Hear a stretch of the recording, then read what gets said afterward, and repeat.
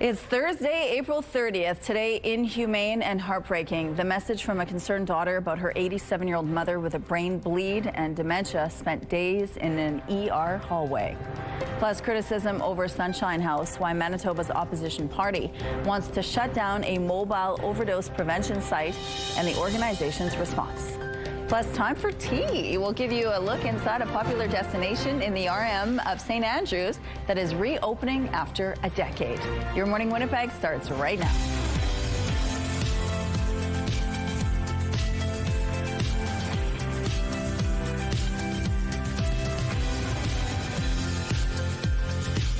Good morning, happy Thursday, happy last day of April. Finally, we are here. I can't believe May is just tomorrow. Ainsley McPhail is live at the Duckworth Centre this morning telling us about really great projects created by students. It's the Red River Heritage Fair. So we're going to get a tour of some of the projects and some of the history lessons that we're going to have throughout the morning, but also the amount of work that is involved putting this stuff together. So we're going to have that throughout the morning. But again, a little cooler start today. Good riddance to April. Let's just get this day over with, shall we? All right, it's -2. We are well below seasonal. +2, that would be a normal low. It's cloudy out there again. A bit of a breeze. It's only a little bit of a breeze right now, so we have that in our favor. A 10K wind out of the north-northwest.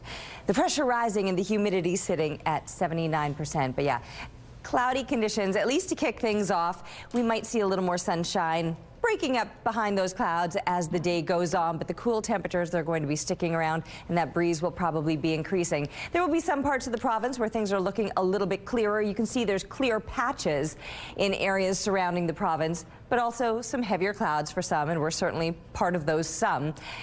And over the course of the day, we'll be seeing clouds with pockets of sunshine, if you will, but also moments of precipitation. You can see through west central Manitoba. This is for later on into the day, afternoon through the evening time, and then that's going to track right down into the southwestern part of the province into the evening overnight. Should be gone by tomorrow morning. Speaking of gone by tomorrow morning, hoping for some sunshine tomorrow, not just first thing, throughout the day, and not just some clearer skies, some warmer temperatures to go with it. Now, I'm sorry to still be talking about the precipitation mostly in flurry form, and that's going to be moving across northern Manitoba as we're looking ahead to the weekend.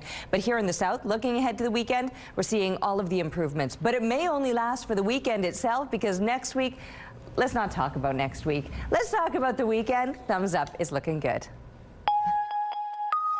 Thank you, Terry. An 87-year-old woman with a brain bleed and dementia spent days in an emergency room hallway. Angela Thibault says her mom, Louise, has been at Grace Hospital since Saturday after suffering a head injury during a fall. CTV's Jeff Keel spoke with the family, who says Thibault's treatment has been inhumane. Louise Thibault's daughter says her 87-year-old mom, who has advanced dementia and a head injury, spent nearly 5 days in the hallway of Grace Hospital's emergency department. We have to do something. This is inhumane. It really is. It's heartbreaking. Angela Thibault says her mom fell at home. She ended up at Grace Hospital on Saturday. Angela traveled from BC to be with her. She has a massive on her forehead, huge bruise, black and blue. Angela says it was determined her mom had a brain bleed. Due to her age, surgery was ruled out. Because of her condition, she can't go home. Louise needs a spot in a personal care home, which can be difficult to find. In the meantime, a hospital bed is her only option, but she was placed in a hallway at the Grace until Wednesday morning, waiting to be admitted. Angela says the experience has been terrifying and agonizing for her mom. The sirens, the announcements, the, code red, the doctors, there's people screaming, people crying, and there's these horrible fluorescent lights above her head. Angela says Louise is now in a small examination room in the ER, still waiting for a hospital bed. She's having a really hard time putting thoughts together. Basically, on repeat is, what am I doing here? I want to go home. The Winnipeg Regional Health Authority says patient numbers can vary. High volumes can impact the flow of patients, leading to blocked treatment spaces in the emergency departments until those patients can be admitted to a unit. Currently, Grace Hospital is seeing a surge in patients in the ED needing admission. To help address the situation, temporary beds have been added, and coordinated efforts across the system are ensuring patients receive the right care in the appropriate environment for their needs. Angela Thibault says the healthcare staff are doing their best She says something with the system has to change. I'm pushing for people to wake up because this is your future, people. I mean, I'm 60 and I don't want to be 87 and be in that position. Jeff Keel, CTV News, Winnipeg. A spokesperson for Health Minister Uzama Azaguera says this is a distressing situation, and the minister's office has connected with the patient's family and is working to ensure the patient is admitted as soon as possible, adding they will be working with the family to make sure she gets the care she needs. More changes are being recommended for Winnipeg Transit. The summer schedule begins June 21st and includes a few adjustments to D19 Corydon and D16 Notre Dame routes. The latter one is being split into two. A report on the Public Works agenda also recommends extending an on-request zone and changes to 6 routes this fall. The city says the latest adjustments are a result of feedback from Winnipeggers. The Public Works Committee will consider the recommendations Tuesday. Trackers will now be installed on all ground vehicles at New York's 3 airports following that deadly crash involving an Air Canada plane. Transponders could have helped pinpoint the exact location of the fire truck that collided with the Air Canada jet. The trackers will be put on fire trucks and other rescue vehicles. These transponders will provide air traffic controllers with more precise information about the vehicles and their locations. The National Transportation Safety Board noted there was a lack of transponders in a preliminary report it issued last week into the March 22nd crash at LaGuardia Airport. The 2 pilots were killed and several other people were hurt in the crash. The Bank of Canada is holding its key interest rate at 2.25%. The central bank expects the Canadian economy to grow at a moderate pace as it continues to adjust to U.S. tariffs. It also warns inflation has increased because of higher oil prices linked to the war in the Middle East. But the bank projects it will ease back to the 2% target in 2027. Bank of Canada Governor Tiff Macklem says the key rate is probably at the correct level, but warns that could change if oil prices don't come down as the bank is forecasting. A brilliant display in parts of BC a few nights ago. A meteor was captured on dash cams and security systems as it streaked across the sky over Vancouver Island. For a minute, I thought, is this the second coming of the big guy? Like, holy cow. All of a sudden, a bright light flashed, and it startled me because it kind of lit the room, and it was very brief. And then it was subsequently additional flashes into the room. The meteor crossed the length of the island, and the flash of light was seen as far away as Oregon. Canadian astronaut Jeremy Hansen and his fellow Artemis astronauts landed at the White House Wednesday, weeks after returning from their mission around the moon. We're very proud of these people. They have unbelievable courage, unbelievable. The U.S. president praised the astronauts for their bravery. He had invited them to the White House during a call when they were in space. Work is officially underway on a new library to serve Northwest Winnipeg. City officials came out to Garden City Shopping Centre to celebrate the start of construction at the Mike O'Shaughnessy Library.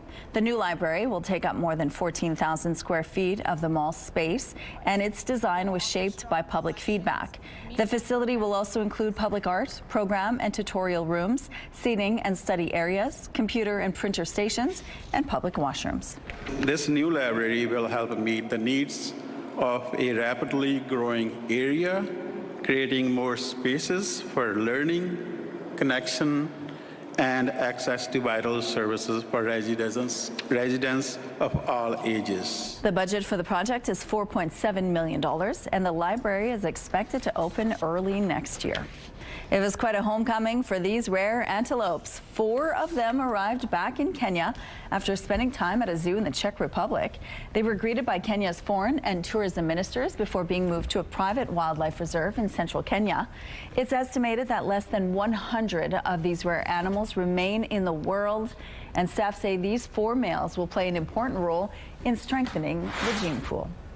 Here's a look at what's happening now on Portage Avenue at Polo Park. Things are moving quite well over here to start off this Thursday morning. If you have any traffic tips to share with us, please send us a text. Let's go now to Ainsley McPhail, who's live at the University of Winnipeg this morning at the Duckworth Center. Good morning, Ainsley. Good morning. Once again, we're covering the Red River Heritage Fair, supporting over 200 students, I think 220 this year, are going to filter through the Duckworth Centre, supporting Canadian history. And look at these projects. This one is from a 7th grader. We've got another 7th grader who did a project on Canadian paratroopers. They get awarded for these. And we're going to be talking in the 7 o'clock hour about why it's important to teachers as well. There will be a public viewing, oh my goodness, my words today, coming up at 5:30 p.m. And it's an opportunity to ask questions to these kids about the history. CTV is going to be giving away an award as well, talking about who is the best investigator. Stay with us throughout the morning as we learn about this really interesting experience. I love taking a step into history. Thank you, Ainsley.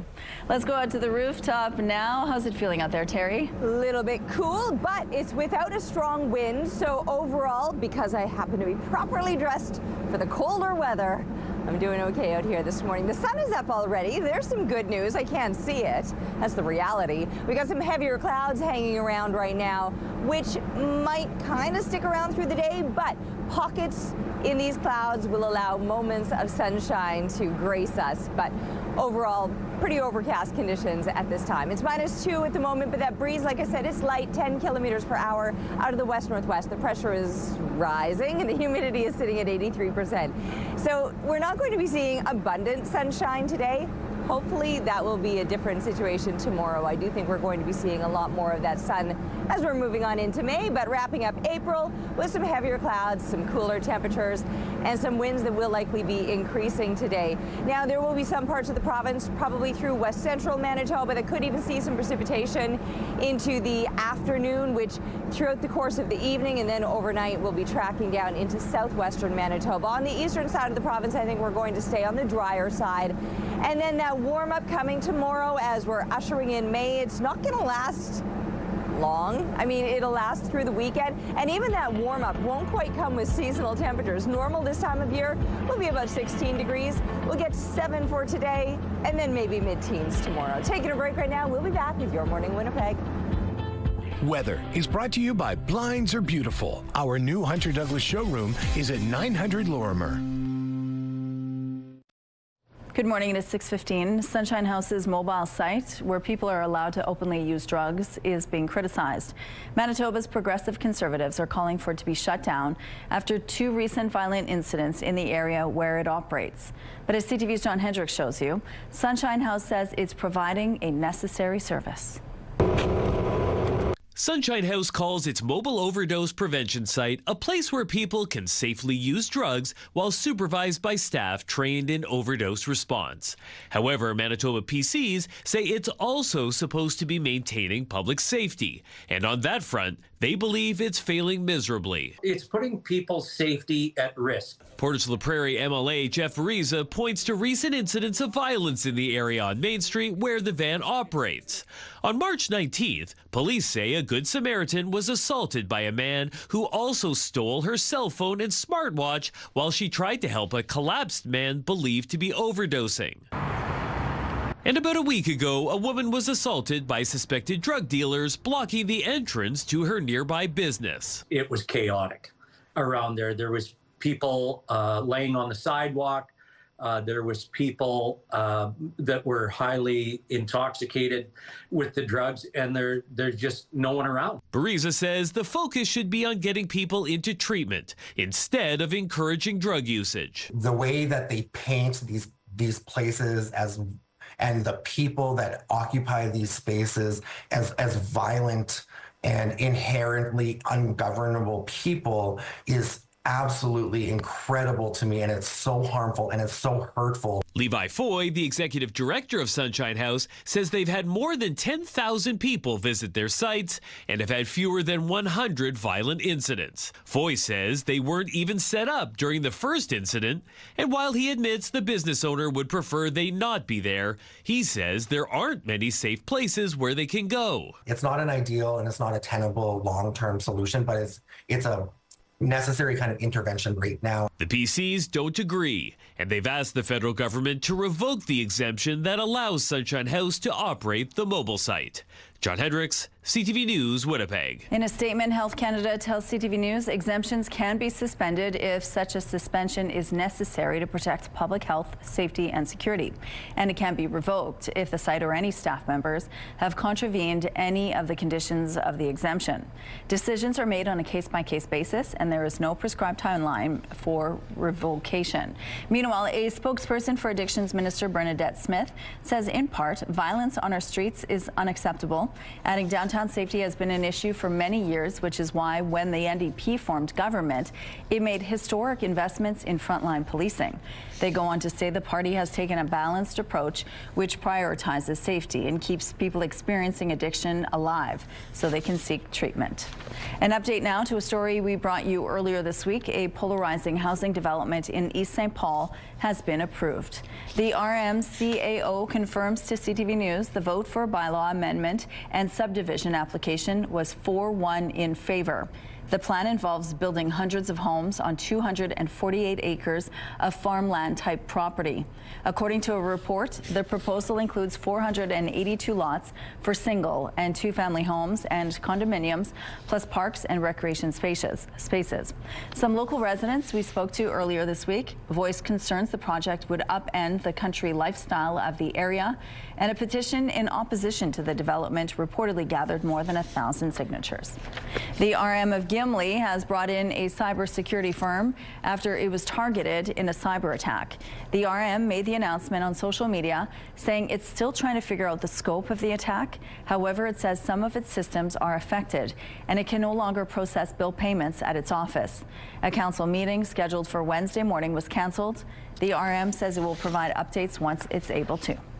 King Charles and Queen Camilla heading into the last day of their official visit to the U.S. Wednesday, the royal couple was in New York to honor the victims of the September 11th attacks. The King and Queen started the day in Washington before heading to New York, where they attended a ceremony at the September 11th Memorial, the site where the Twin Towers once stood. The King also visited Harlem to meet with a grassroots organization working to tackle food insecurity. Today, they leave Washington for a visit to Virginia before returning to the UK.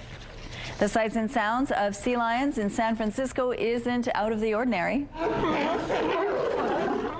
That being said, there's a particularly large one around these days, nicknamed Chonkers. He's a stellar sea lion and weighs around 2,000 pounds. People are coming down to the docks to see him specifically.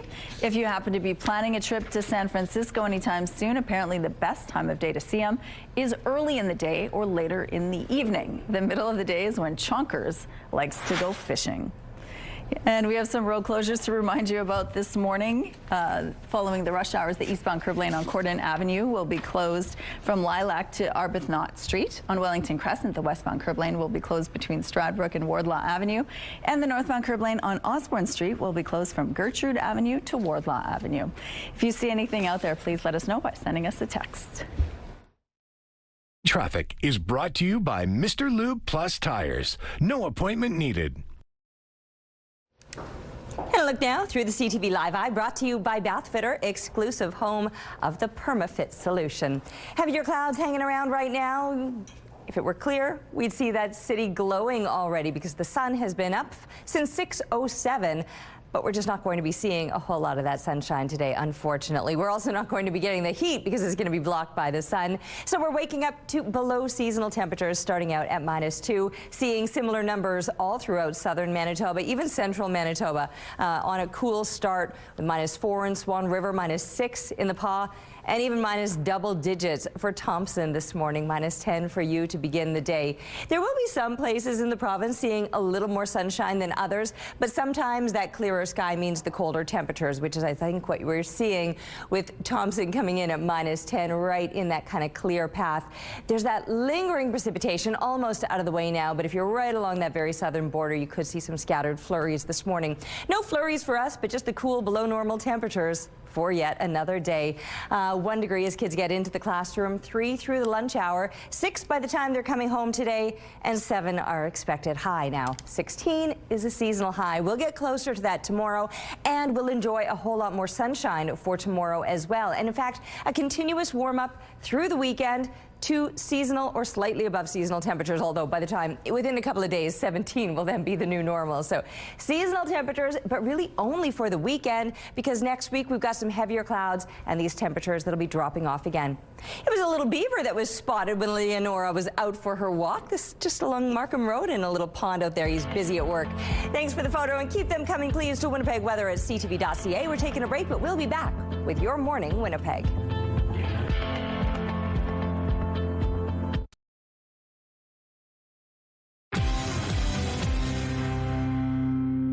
A country music festival is coming to the city, and we have a contest for you. Put some miles on it. Back of the Chevy with the engine running. Country Thunder 2026 will be here in Winnipeg on Friday, July the 3rd. Kane Brown will help kickstart the summer at Princess Auto Stadium, and Your Morning Winnipeg has 4 VIP tickets to give away this week. The global superstar will be joined on stage by Bailey Zimmerman, Co Wetzel, and Robin Ottolini. To enter, head to the contest page on our website, ctvwinnipeg.ca, and don't forget to enter the keyword stadium. Good luck. Afternoon tea is back on the menu in the RM of St. Andrews. The tea room inside an historic home has reopened for the first time in 10 years. And CTV's Daniel Halmerson stopped by for a visit. The clatter of dishes and the chatter of friends catching up over brunch have returned to this space for the first time in more than 10 years. This is the Heritage Tea Room inside one of St. Andrews' oldest and most beloved buildings, Captain Kennedy House. There's been stories from everybody who's kind of wandered by, looked in the windows, even come in today yet. The mansion was built in 1866 during the days of the Red River settlement.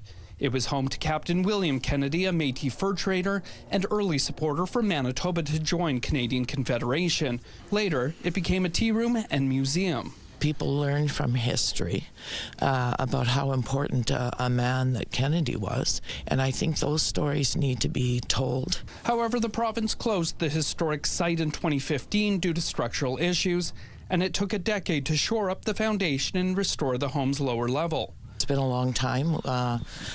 It's actually been 10 years that we advocated for the restoration of Kennedy House, and today it's open again. New tea room owner Musette Folk says she jumped at the chance to bring history back to life. There's an opportunity here to have a sense of familiarity, a sense of hominess, incredible food, and a great stop kind of in the community. And she hopes it becomes a gathering space for people in St. Andrews once again. Everyone has a very strong personal connection and a very strong ownership of what they believe the Captain Kennedy Tea House can and should be, and I really want to honor and respect that. Daniel Halmerson, CTV News in the RM of St. Andrews. The London Zoo is announcing the development of a new wildlife health centre. So we were originally created 200 years ago to further the study and understanding of animals. We then went on to open the world's first ever scientific zoo, and we've gone on to have many firsts since then. That health centre is thanks to the single largest donation in its history of £20 million. That's around 36 million Canadian. It's going to make their veterinary science more public-facing, allowing visitors to watch live procedures from health checks to postmortems. The zoo says this is a great way to provide care for their animals while also supporting their global science and conservation efforts. All right, here's a look outside now on the Provencher Bridge. It looks like things are moving well here. We're going to take a break. We'll be right back.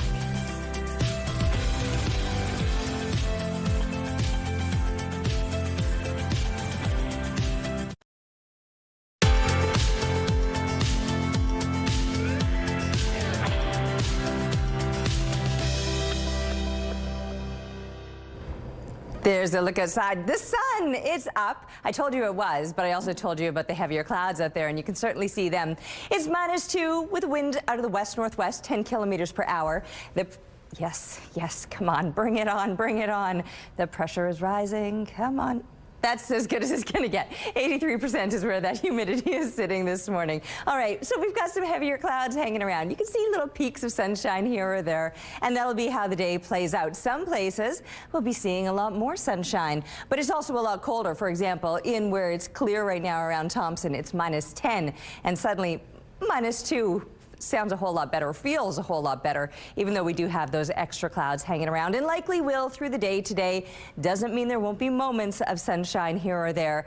It's just not going to be bringing the heat. 7 degrees is what we're looking at for a high today, with that wind increasing somewhat up to 30 kilometers per hour out of the north.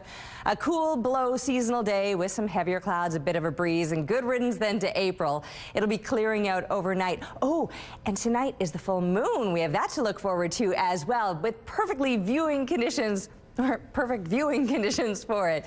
As the sky clears out, light winds, it will get a little bit cool as we drop below the freezing mark. But with all of that sunshine, temps on the rise. We're not going to quite get to seasonal, 16 degrees normal for this time of year, but we'll get close to that. 14, we'll take it. Kicking off May in the mid-teens, and the first weekend of May is actually looking to reach seasonal temperatures. But by the time we're looking ahead into next week, the clouds are back and those cooler temperatures are going to come right along with it. Winnipeg City Council is expected to vote today on an EPC motion concerning Transcona City Councillor Russ Wyatt. On April 21st, EPC moved to boot Wyatt from 5 committees and boards. The decision follows revelations that Wyatt had been arrested and charged last month with drugging and sexually assaulting a man. Wyatt says he is innocent of the charges. Wyatt has ignored calls to step away from his City Hall duties while he deals with the charges. Mayor Scott Gillingham and other members of EPC say residents have raised concerns about Wyatt's attendance at these committees and boards, where in some cases members of the public sit on them. The allegations against Wyatt have not been tested in court, and he is presumed innocent. 1 of 5 people arrested last year as part of an extortion and arson investigation is now facing additional charges, and the hunt continues for 2 additional suspects. This convenience store on Selkirk Avenue was one of several businesses police linked to the same group of suspects, which they allege were extorted or threatened with extortion in exchange for protection from arson. Now, police allege a 26-year-old Ontario man who was arrested last summer was involved in the planning and orchestration of the operation and is facing 7 additional charges. This includes conspiracy to commit extortion and arson. He was rearrested at the Winnipeg Remand Centre last week. Canada-wide warrants remain in effect for these 2 men. 29-year-old Farhan Nabil is wanted on 4 charges of conspiracy to commit an indictable offense, and 40-year-old Jermaine Weeks is wanted on 2 counts of extortion. More charges are being recommended for Winnipeg, or more changes rather, are being recommended for Winnipeg Transit. The summer schedule begins June 21st and includes a few adjustments to D19 Cordon and D16 Notre Dame routes. The latter one is being split into 2. A report on the Public Works agenda also recommends extending an on-request zone and changes to 6 routes this fall. The city says the latest adjustments are a result of feedback from Winnipeggers. The Public Works Committee will consider the recommendations Tuesday. Outgoing Air Canada CEO Michael Rousseau will not be summoned to Ottawa. Rousseau was supposed to answer questions in front of the Committee on Official Languages. This was over his English-only condolence message issued after the LaGuardia Airport plane crash. Members of the committee decided not to question Rousseau since he is stepping down by October. However, the committee does plan to invite Air Canada's next CEO to answer some questions about following language rules. If you're earning, you're paying taxes. Today is personal tax deadline day. CTV's John Vanavelli-Rouse spoke to an expert about the best strategies if you're getting a refund. 2, 3, 4. We asked financial planner and author Jessica Morehouse to lay out $100 stacks of 20s to show what Revenue Canada says is the average tax refund. So this is how much? This is $2,000. And for those getting cash back, we had the simple question. What do you plan to do with your tax refund? Well, hopefully to invest it into the stock market. Probably spend it on more bills, unfortunately. Probably take my family out on a vacation, maybe just me and my husband, you know, kids are older. According to a survey, only 9% of those getting a refund plan to spend it on something discretionary, like a trip or dining out. Morehouse routinely posts videos about financial matters and recommends people should first use the cash to establish an emergency fund that can cover 3 to 6 months of expenses. And emergencies can take all types of forms. It can be job loss. I know a lot of people are really concerned about job job security now more than ever. But it could also be your pet gets sick. Bam, that's a $700 vet bill. If that's looked after, she recommends using the refund to pay down high-interest debt like on a credit card. With a recent survey finding 36% of cardholders don't pay off their monthly balance. That's a great place to put it. And then, you know, figure out, why did we get into credit card debt? How can we make sure we don't get into credit card debt again? If those are paid off, Morehouse thinks among other wise moves would be to save or invest within a tax-free savings account where your money can grow, or contribute to your registered retirement savings plan. And if you want fun money, she says it's okay to spend on that too. For some people that don't want to just do all the boring stuff I just mentioned, maybe give yourself, you know, 10 or 20% of your tax refund to do something nice with for yourself. Meanwhile, surveys show about 4 in 10 Canadians are counting on their tax refund to pay for everyday expenses, a sign of the cost of living pressures many are facing. John Valley-Rouse, CTV News, Toronto. A 3-point steal in the third end led Team Canada to victory over Germany at the World Mixed Doubles Curling Championship Wednesday afternoon. Husband and wife duo Kadriana and Colton Lott from Gimli managed to maintain the lead for the rest of the game, eventually posting a 7-4 win. And here's a look at the Pool B standings. After 7 games, Canada is tied with Italy for top spot at 6-1. The Lots face Czechia and Switzerland today. A sweep of their final round-robin games would guarantee the pair first place in their pool and a bye directly to Friday's semifinals. Here's what's happening right now on McPhillips Street. Looks like things are starting off pretty smoothly in this part of the city. If you see anything out there, please let us know. And here's a look now at your gas prices in Winnipeg. The average is $1.83. It's a leap on the price from yesterday.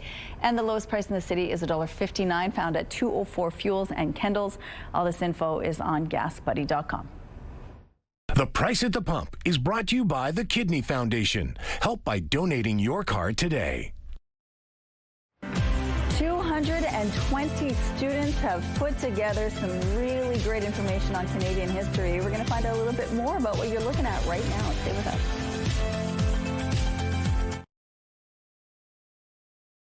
Weather is brought to you by ABC Fire and Safety, your CO2 refill store.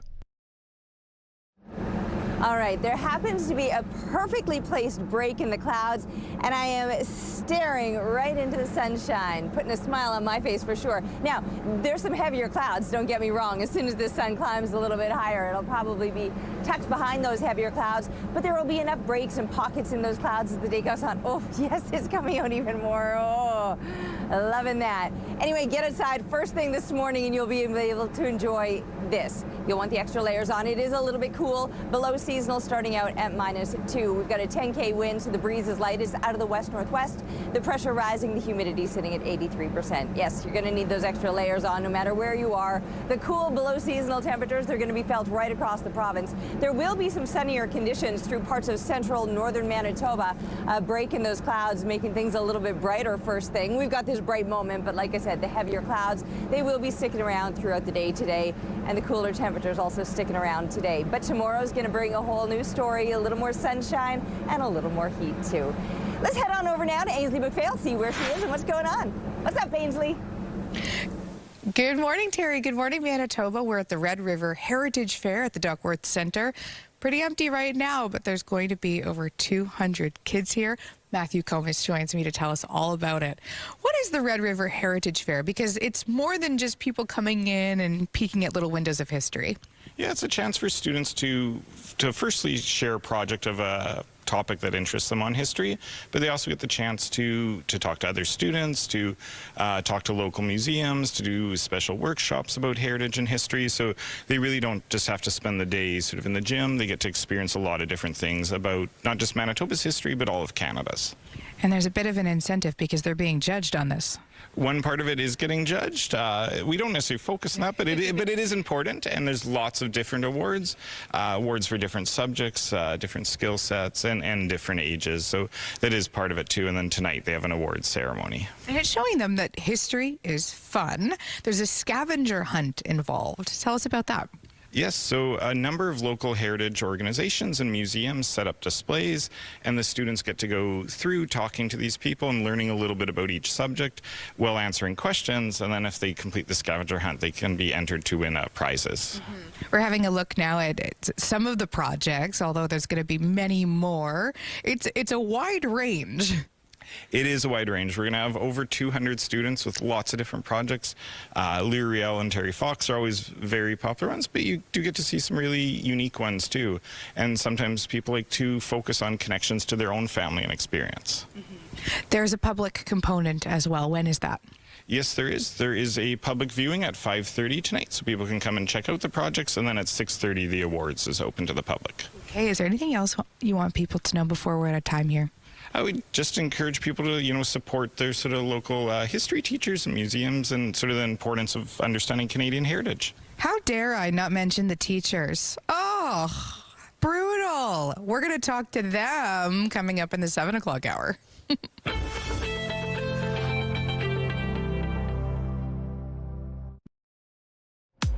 Here's a look at the early markets. The Dow Jones gained 309 points. The Nasdaq is 62 points up. The S&P index added 15. The loonie increased to 73.18 cents U.S.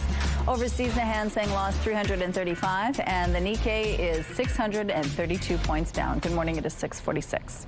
A manhunt has come to an end following a fatal shooting in a northern First Nation community.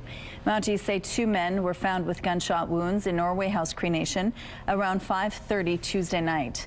One of them, a 25-year-old, died, while the other victim, a 38-year-old, was treated and released from hospital. The community was put into lockdown following the shooting, and Mounties rushed additional units to the area to search for the suspect. Wednesday afternoon, RCMP announced a 16-year-old suspect had turned himself in. The investigation is ongoing. An update now to a story we brought you earlier this week. A polarizing housing development in East St. Paul has been approved. The RMCAO confirms to CTV News the vote for a bylaw amendment and subdivision application was 4-1 in favor. The plan involves building hundreds of homes on 248 acres of farmland-type property. According to a report, the proposal includes 482 lots for single and two-family homes and condominiums, plus parks and recreation spaces. Some local residents we spoke to earlier this week voiced concerns the project would upend the country lifestyle of the area. And a petition in opposition to the development purportedly gathered more than 1,000 signatures. Get ready to slow down. Reduced speed limits start on seasonal bike routes Friday. Speeds drop to 30 kilometers per hour on parts of Lyndale Drive, Wellington Crescent, and Churchill Drive. Kilkenny and Kings Drive are reduced to 40 kilometers per hour. The speed reduction is in effect 24 hours a day through mid-October. Families impacted by the mass shooting in Tumbler Ridge are suing OpenAI. Some people are still unable to be in public in large groups. There's a lot of anxiety. A lot of the younger people, they vacillate between anger and sadness and normalcy. There are 7 overlapping lawsuits. The plaintiffs allege the AI company and their founder failed to warn authorities about worrisome activity by Jesse Van Root Seller's ChatGPT account months earlier. Following the shooting, OpenAI admitted its system flagged the content, but leaders chose not to forward those concerns to police. OpenAI has since released this statement, quote, "We have already strengthened our safeguards, including improving how ChatGPT responds to signs of distress, connecting people with local support and mental health resources, strengthening how we assess and escalate potential threats of violence, and improving detection of repeat policy violators." Whether it was OpenAI's role, or whether it was mental health services role, or whether how the guns were handled, we will ensure that they get the answers to those questions here in British Columbia. BC Premier David Eby is now promising answers in a coroner's inquest when the RCMP investigation is complete. Ottawa says it's looking into calls to mandate national standards for reporting dangerous activity across all AI companies. Canadian astronaut Jeremy Hansen and his fellow Artemis astronauts landed at the White House Wednesday, weeks after returning from their mission around the moon. We're very proud of these people. They have unbelievable courage, unbelievable The U.S. president praised the astronauts for their bravery. He had invited them to the White House during a call when they were in space. A group of Sherpas has opened up a route on Mount Everest that had been blocked for 2 weeks. They're in no rush like anyone else. You know, the mountain has the last say. The climbing season's peak runs from April to May. A massive piece of ice was disrupting the path above base camp. Parts of it have now melted or broken away, allowing the Sherpa climbers to place ladders and carve a safe route to Camp 1. Hundreds of people had been stranded at base camp ahead of making summit attempts in the next month.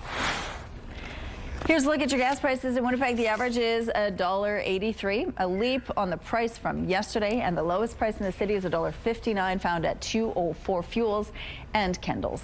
All this info is on gasbuddy.com.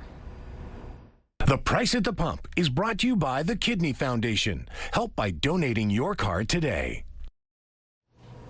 Yeah, you'll have to donate your car because you can't afford to drive it. My goodness.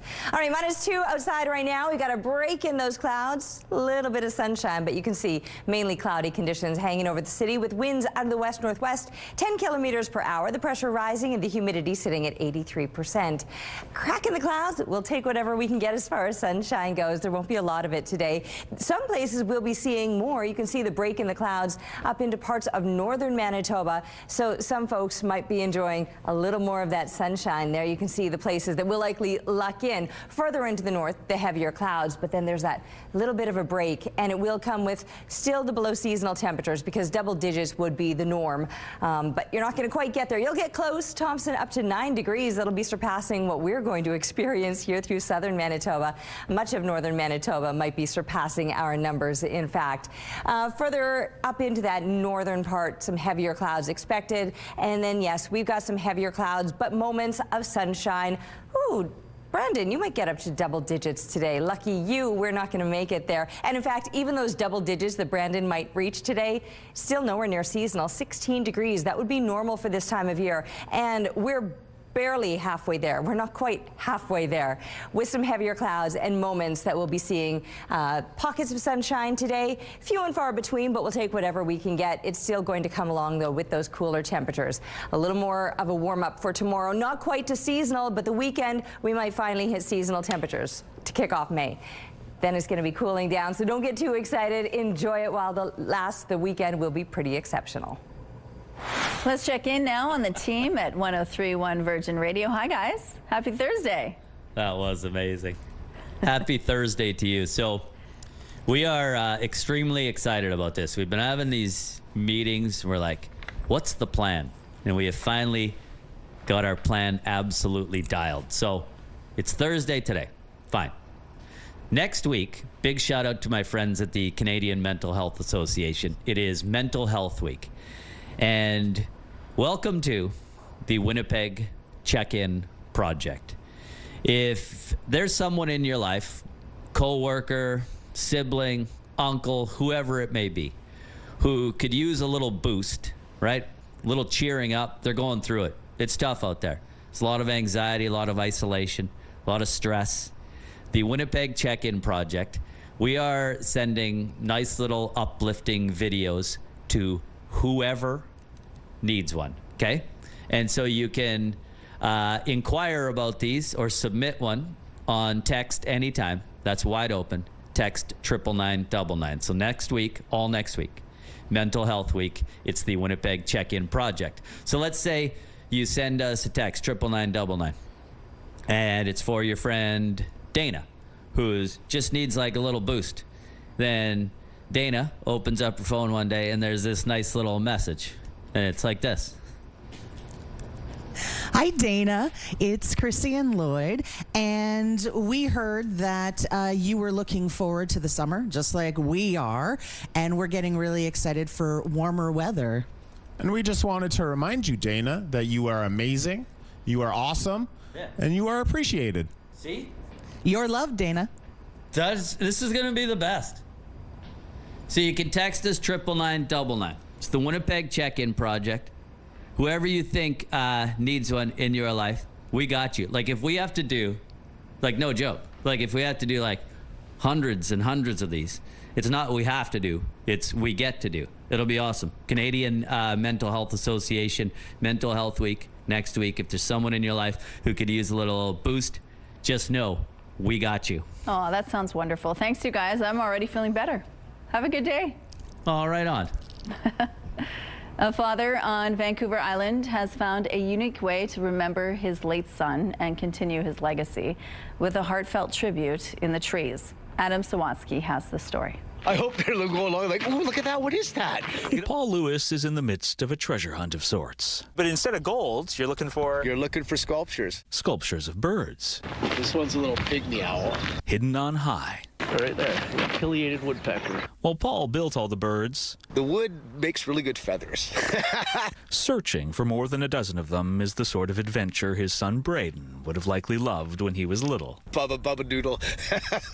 A casual nickname that turned permanent after a big biker asked the then 3-year-old who he was. So he looks up at him, he's like, "My name's Bubba," and like they just burst out laughing. Like wasn't afraid of this guy at all. He just stood his ground. And although the boy grew up to be a young man, to Paul, Braden would always be his Bubba. Which is why when his son died unexpectedly, I just try to think of the good stuff we did. That's kind of what gets me through it. So when it came time to memorialize his boy, sorry, buddy. Instead of a tombstone, baby and mama, Paul decided to pay tribute to Braden in the trees. We have Mama Eagle, which is Delaney, Braden's mom. While Mom is providing her son with food, Dad is soaring through the trees with his 7-foot wingspan, protecting them from above. And then Braden is the young eaglet in the nest. And inside a secret compartment in the baby, Paul placed a jar containing some of his boy's ashes. It was like putting it all together, like, Bubba, this is you. This is you. This is where you're living now. In this park, where Paul has gifted every bird to the community, transforming his private tragedy into a positive public opportunity. Just giving back. Like, the more positive you are and the more that you can do for others, it's going to come back tenfold. And no matter what sort of treasure you're searching for, from Paul's perspective, if you're doing it with the people you love, you've already found what's more precious than gold. Adam Sawatsky, CTV News, Colwood. We're going to take a break now. We're going to be right back after this with your 7 o'clock headlines.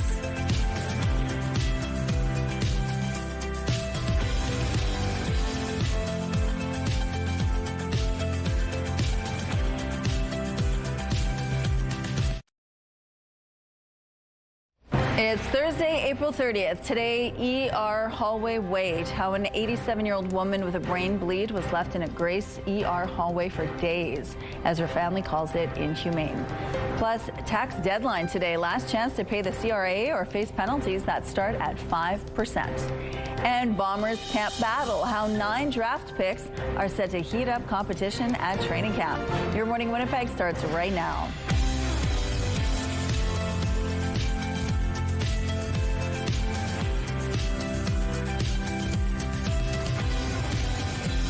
Good morning, Manitoba at 7 o'clock on your Thursday. We're almost at the end of the week. We are at the end of the month, though. April is almost behind us. Yes, it's been not too pleasant weather-wise. At 7:52 in our Community Connection, we're going to tell you about the Breast Cancer Support Fund. When someone is diagnosed with cancer, obviously there's the potential of losing their job because they have to undergo the treatments. There's also parking expenses.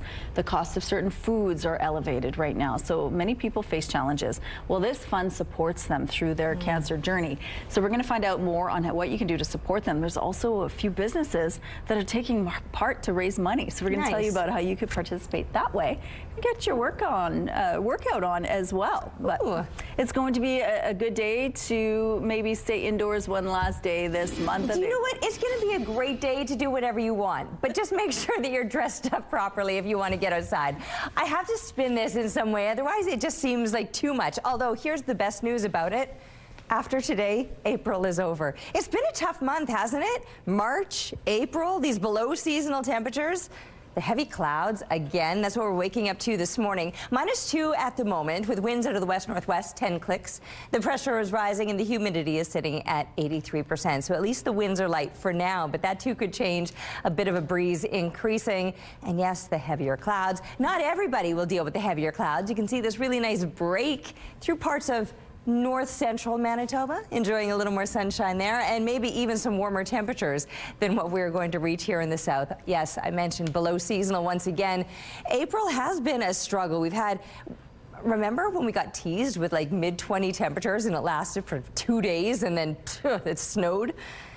Well, it's not going to snow. I'm not going to tell you about anything that drastic, but the little bit of a warm-up that we've been looking forward to all week looks like it could be very brief in the end. Anyway, back to today, some heavier clouds lingering. There might this afternoon be a little bit of precipitation, especially through west central Manitoba, and tracking down south into the southwest later on into the overnight or evening. Clearing out for tomorrow. Very excited about what tomorrow and the first few days of May will bring. Later on into May, I mentioned, yeah, it's not going to last. Oh, also, for some, even May isn't looking so good. You can see parts of northern Manitoba will be dealing with snow into the weekend. Our sunshine sure sounds a lot better than that, and it will come with warmer temperatures. Today, though, 7 degrees, well off the mark of seasonal. 16 is normal for this time of year. We'll get there for the weekend before it drops off again. Isla, 6 years old, thank you for sharing your picture with us. We would love to see more of your art, so please keep sending it in. Now through our website, ctvnewswinnipeg.ca. When you do, you're entered to win a $100 gift card from Crockadoodle on Kenniston. The weather art of the day is brought to you by Crockadoodle. Spend quality time with loved ones and paint memories together. We have a school closure to report this morning in the Division Scolaire Franco-Manitobaine. The DSFM tells us that they've closed École Saint-Georges today due to an unscheduled water shutoff. An 87-year-old woman with a brain bleed and dementia spent days in an emergency room hallway. Angela Thibault says her mom, Louise, has been at Grace Hospital since Saturday after suffering a head injury during a fall. CTV's Jeff Kill spoke with the family, who says Thibault's treatment has been inhumane. Louise Thibault's daughter says her 87-year-old mom, who has advanced dementia and a head injury, spent nearly 5 days in the hallway of Grace Hospital's emergency department. We have to do something. This is inhumane. It really is. It's heartbreaking. Angela Thibault says her mom fell at home. She ended up at Grace Hospital on Saturday. Angela traveled from BC to be with her. She has a massive on her forehead, huge bruise, black and blue. Angela says it was determined her mom had a brain bleed.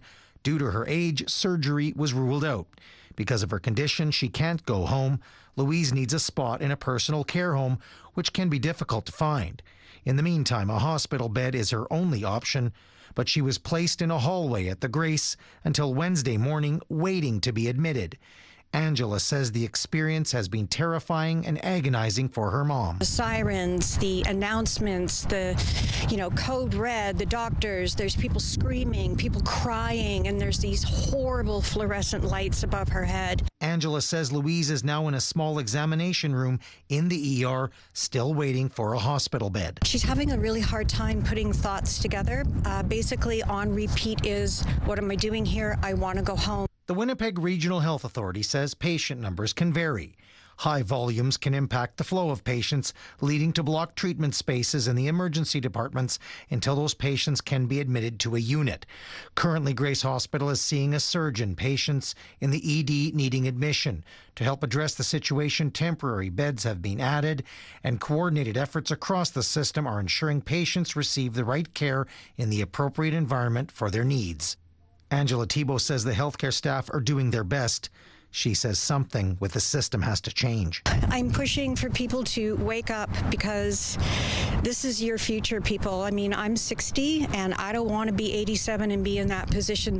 Jeff Keel, CTV News, Winnipeg. A spokesperson for Health Minister Uzuma Azaguera says this is a distressing situation, and the minister's office has connected with the patient's family and is working to ensure the patient is admitted as soon as possible, adding they will be working with the family to make sure she gets the care she needs. The RM of Gimli has brought in a cybersecurity firm after it was targeted in a cyber attack. The RM made the announcement on social media, saying it's still trying to figure out the scope of the attack. However, it says some of its systems are affected and it can no longer process bill payments at its office. A council meeting scheduled for Wednesday morning was canceled. The RM says it will provide updates once it's able to. NATO is said to be considering a Canadian surveillance system as part of a major defense purchase. The system is called Global Eye. It's a joint venture between Bombardier and Saab, which incorporates a state-of-the-art surveillance system into a modified jet. Multiple reports in Europe say NATO has picked Global Eye to replace its current system, which is made by Boeing. NATO has used a Boeing-made surveillance system for more than 40 years. NATO did not confirm the reporting to CTV News. The Winnipeg Blue Bombers are expecting strong competition at training camp this year after selecting 9 players in the CFL draft Tuesday. Feeling good, added some talent, a little bit of everything. The Bombers selected defensive Noor Gatkuth in the first round. The 4th overall pick was named a finalist for the top Canadian player in the NCAA and recently accepted a rookie minicamp invitation from the Denver Broncos. The team earned a 2nd pick in the 2nd round for being one of 2 teams with the highest total of snaps for Canadian players. Along with Gatkuth, the Bombers picked up a tight end, a pair of linebackers and receivers, an offensive lineman, defensive back, and a kicker. Rookie camp opens May 6th. Training camp starts May the 10th. It's really hot in India this week, and everyone is trying to stay cool. These elephants at one sanctuary are being given watermelons and cooling baths. Their keepers are even spraying them with water in the 35-degree daytime temperatures. Looks like they need it. Here's a look at what's happening right now in traffic along Osborne Street. Nothing to tell you about in this part of the city. If you see any problems out on the streets, though, please let us know. A country music festival is coming to the city, and we have a contest for you. Put some miles on it, back of the Chevy with the engine running. Country Thunder 2026 will be here in Winnipeg on Friday, July the 3rd. Kane Brown will help kickstart the summer at Princess Auto Stadium. And Your Morning Winnipeg has 4 VIP tickets to give away this week. The global superstar will be joined on stage by Bailey Zimmerman, Co Wetzel, and Robin Ottolini. To enter, head to the contest page on our website, ctvwinnipeg.ca, and don't forget to enter the keyword stadium. Good luck. A huge earnings day after the bell yesterday, with 4 tech giants reporting. Google's parent company Alphabet saying a 22% surge in first quarter revenue and an 81% jump in net income, all coming as the artificial intelligence race fuels growth of its cloud business. Shares are up today in the pre-market. Meta reported its biggest quarterly revenue jump in nearly 5 years, but it was overshadowed by the company's plans to spend even more money to build out AI data centers, and that has shares sliding. Microsoft reporting robust cloud growth and an increase in paid AI subscribers, and said it expects 13 to 15% revenue growth in the June quarter. It also said capital spending will increase 61% this year compared to 2025. Shares were down slightly overnight. And e-commerce giant Amazon says total revenue and profit rose in the first quarter, fueled by growing AI services and cloud sales. That has helped lift shares in the pre-market. And those are your morning business headlines. For BNN Bloomberg, I'm Roger Peterson. Over 200 students have been working on their Canadian history projects, and now they are on display at the University of Winnipeg. Good morning, Ainsley.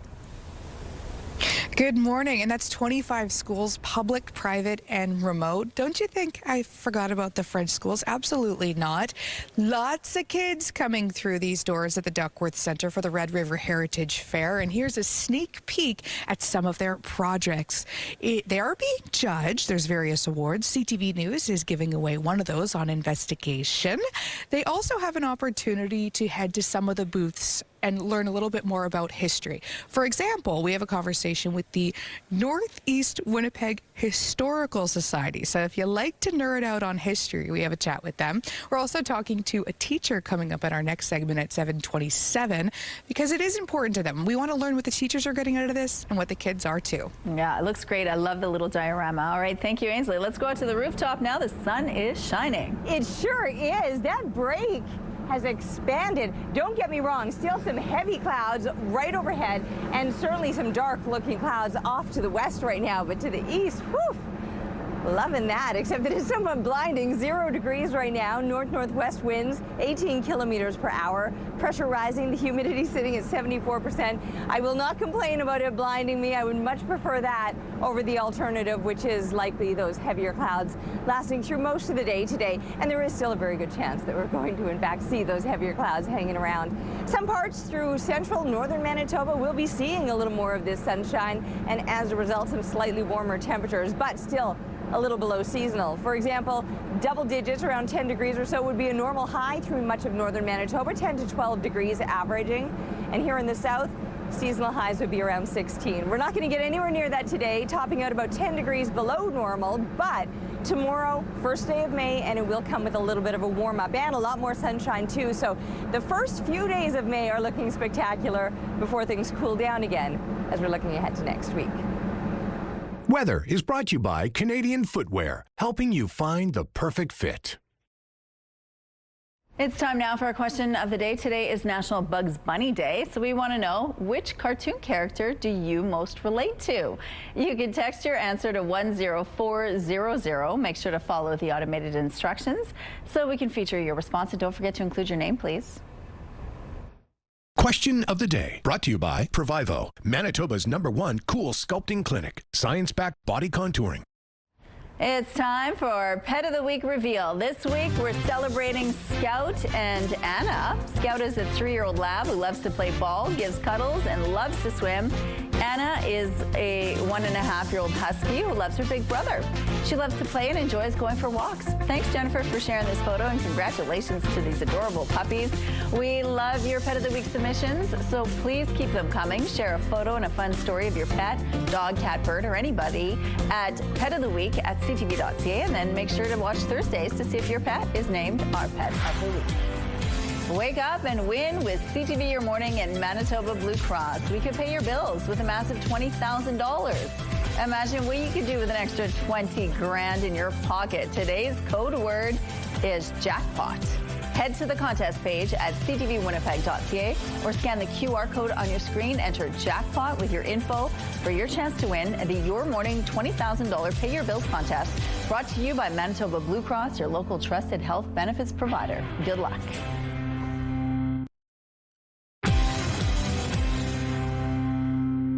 You filed your taxes yet? Today is the deadline for people who owe the CRA. People who are self-employed, they have until June 15th to file, but any taxes they owe still need to be paid today. And if you're expecting a refund, congratulations, you don't have to worry about today's deadline. If you miss the deadline, the CRA charges a penalty of 5% of your balance owing. Then they'll charge another 1% for each month the return is late. You can now get a detailed look at vehicle collision data reported to Manitoba Public Insurance. The public insurer has unveiled its online collision dashboard. It's updated monthly and breaks down crash data by demographics, location, time, contributing factors, and more. For example, the data shows most collisions last year happened late on Friday afternoons, and most injuries involved people between the ages of 25 and 34. You can see for yourself by visiting mpi.mb.ca. Brandonites, now's your chance to put your artistic talents on display for the whole city to see. The city, along with the Brandon Downtown Biz, is ready to receive applications for the 2026 Downtown Outdoor Art Grant. Let your imagination run wild. Eligible projects run the gamut from murals and sculptures to digital displays or even sound-based installations. They could be permanent, temporary, or even seasonal. However, it should foster a sense of unity, and collaboration is strongly encouraged. The current round of applications will be accepted until May 31st. You can find all the details by visiting brandondowntown.biz. Work is officially underway on a new library to serve Northwest Winnipeg. City officials came out to Garden City Shopping Centre to celebrate the start of construction at the Mike O'Shaughnessy Library. The new library will take up more than 14,000 square feet of the mall's space, and its design was shaped by public feedback. The facility will also include public art, program and tutorial rooms, seating and study areas, computer and printer stations, and public washrooms. This new library will help meet the needs of a rapidly growing area, creating more spaces for learning, connection, and access to vital services for residents of all ages. The budget for the project is $4.7 million, and the library is expected to open early next year. Here's a look at what's happening now in traffic along the St. James Bridge. Looks like things are moving quite well to start off this Thursday morning. If you see any issues out on the streets, though, please let us know. The Royal Winnipeg Ballet is gearing up for a jam-packed season finale, showcasing a powerful trio of works. Very exciting for us, and it's a world premiere, so no one's ever seen this ballet before until the audience here in our dress rehearsal tonight. That's the RWB's artistic director, Christopher Stowell, making reference to the world premiere of Dwight Rhoden's Odyssey. The ballet was composed specifically for the RWB by Rhoden last summer. The program also features James Kudelka's The Four Seasons and RWB alumni Cameron Fraser's Monroe's Shea Gatum. Stowell, who succeeded from Andre Lewis, says it's exciting to feature more Canadian talent in his first year as artistic director. That's a very important feature of how I'm going to lead the company going forward, giving Canadian artists opportunities to explore and experiment in making dances through new formulas. The season finale begins tonight at the Centennial Concert Hall with performances running until Sunday, May 3rd. Tickets are available at rwb.org. It's no joke. A Scottish comedian will be bringing his new show to Winnipeg this fall. There's not many Scottish Indian guys in Texas, I can assure you. I tell you what, that is two very separate characters on The Simpsons to them, right? That is, they don't... Danny Boy will be performing Dear World at the Burt. The show promises heartfelt and laugh-out-loud reflections from the comedian who's made notable appearances at the Just for Laughs Festival as well as live at the Apollo. The show kicks off October 17th at 7:30 p.m. and tickets go on sale this Friday at 10 a.m. Here's your Thursday primetime lineup. Next Level Chef kicks things off at 7. 911 Nashville follows at 8. And Grey's Anatomy is on at 9. It's all right here tonight on CTV. And we're looking now through the CTV Live Eye, brought to you by Bathfitter, exclusive home of the PermaFit solution. You can see the heavier clouds out there right now. When I was up on the rooftop, I was enjoying a little more sunshine. It was looking good. There's a nice big crack in the clouds off to the east, but we do have mainly cloudy conditions hovering over much of the city right now and much of southern Manitoba. As far as temperatures go, yeah, it is a little bit cool. We're just at the freezing mark right now. Many places still just below freezing. Normal lows across southern Manitoba, +2 degrees. So we're all a little bit cooler than that and will remain so throughout the day today. Right up into northern Manitoba, these below seasonal temperatures, although Thompson is starting to warm up now. With sun shining over you, you've gone from -10 to -8, and you could surpass southern Manitoba as far as temperatures go today, with a little more sunshine expected through this kind of north central stretch of the province. It is another below normal day. Yes, I feel like I've been saying that for most of April, aside from those couple of days when we soared up into the mid-20s. And then I was all excited about a great big warm up this coming weekend. It might not be quite as long lasting as we'd hoped. Today, though, those heavier clouds will hang around through the day, and the temperatures barely budging from 1 degree this morning to 3 through the lunch hour, 6 by the time kids are coming home from school, and 7 our high. When 16 is a normal daytime high, we'll get closer to that and perhaps hit those numbers, but only for the weekend. Next week, we're going to experience a cool down all over again. This little beaver out for a swim. Thanks to Leonora for sharing this photo with us. Keep the pictures coming to Winnipeg Weather at ctv.ca.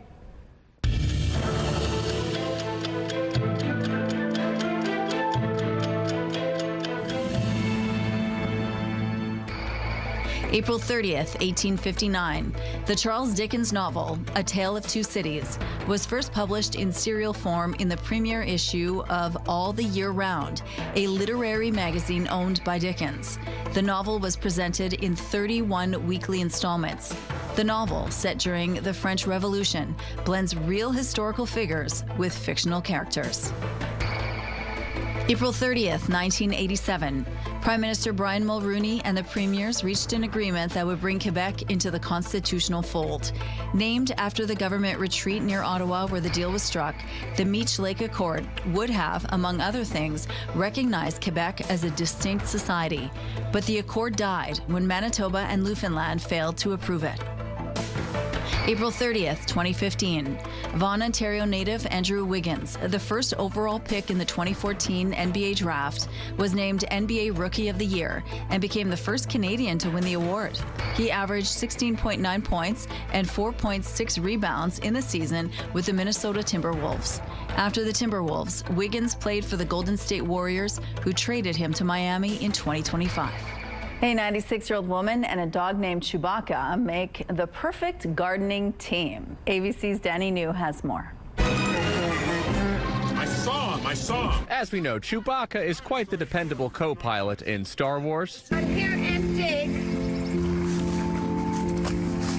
But for 96-year-old Barbara Collins, her granddaughter's dog Chewbacca is the perfect co-pilot in gardening. It's really my dog.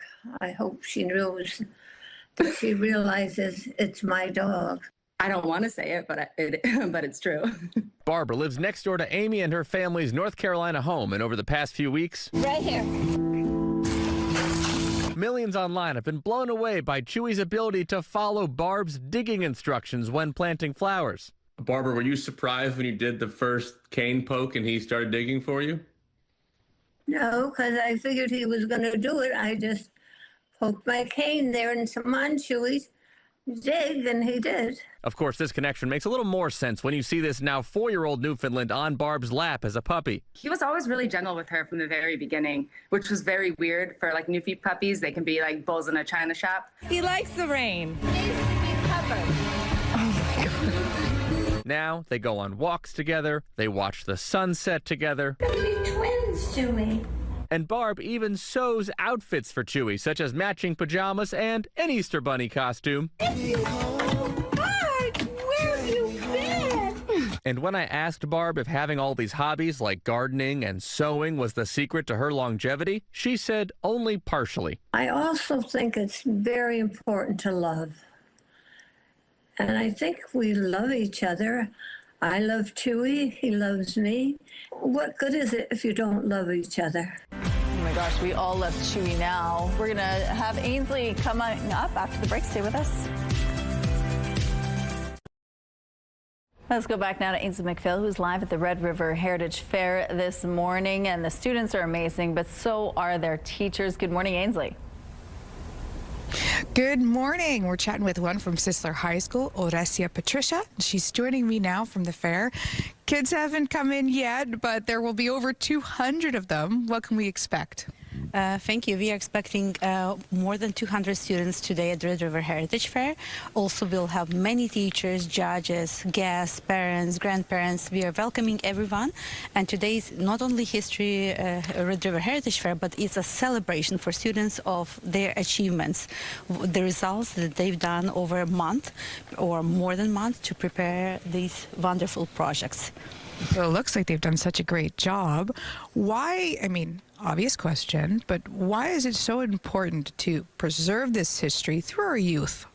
I would like to quote Winston Churchill, those that fail to learn from history are doomed to repeat it. So it is very important because what's happened as a history teacher, we apply historical thinking skills, and students can study history with the cause and consequences, continuity and change, ethical dimensions. So this is extremely important that they share their knowledge today and they present not only to judges, but also share with each other. And so many different nuggets of history, too. That's the cool part. Are you ever surprised by some of their projects? Definitely, yes. Today we do have varieties of different projects. We have Ukrainian intern camps, we do have Holocaust, we do have the maple syrup, we have the Great Depression, Roaring Twenties, Komagata Maru, missing Indigenous murder woman, and many, many projects. So I'm inviting everybody who are in Winnipeg to come join us and celebrate our students' achievement. But as a teacher, what do you get out of this? Number one, get the experience from students, what actually they need to learn, because they share the topics they are most interested, and this is most important because history is not about learning and memorizing facts. It's about how do you understand and apply critical thinking skills. Thank you so much. Coming up after the break, we're chatting with a very niche historical society. Don't go anywhere. Thank you, Ainsley.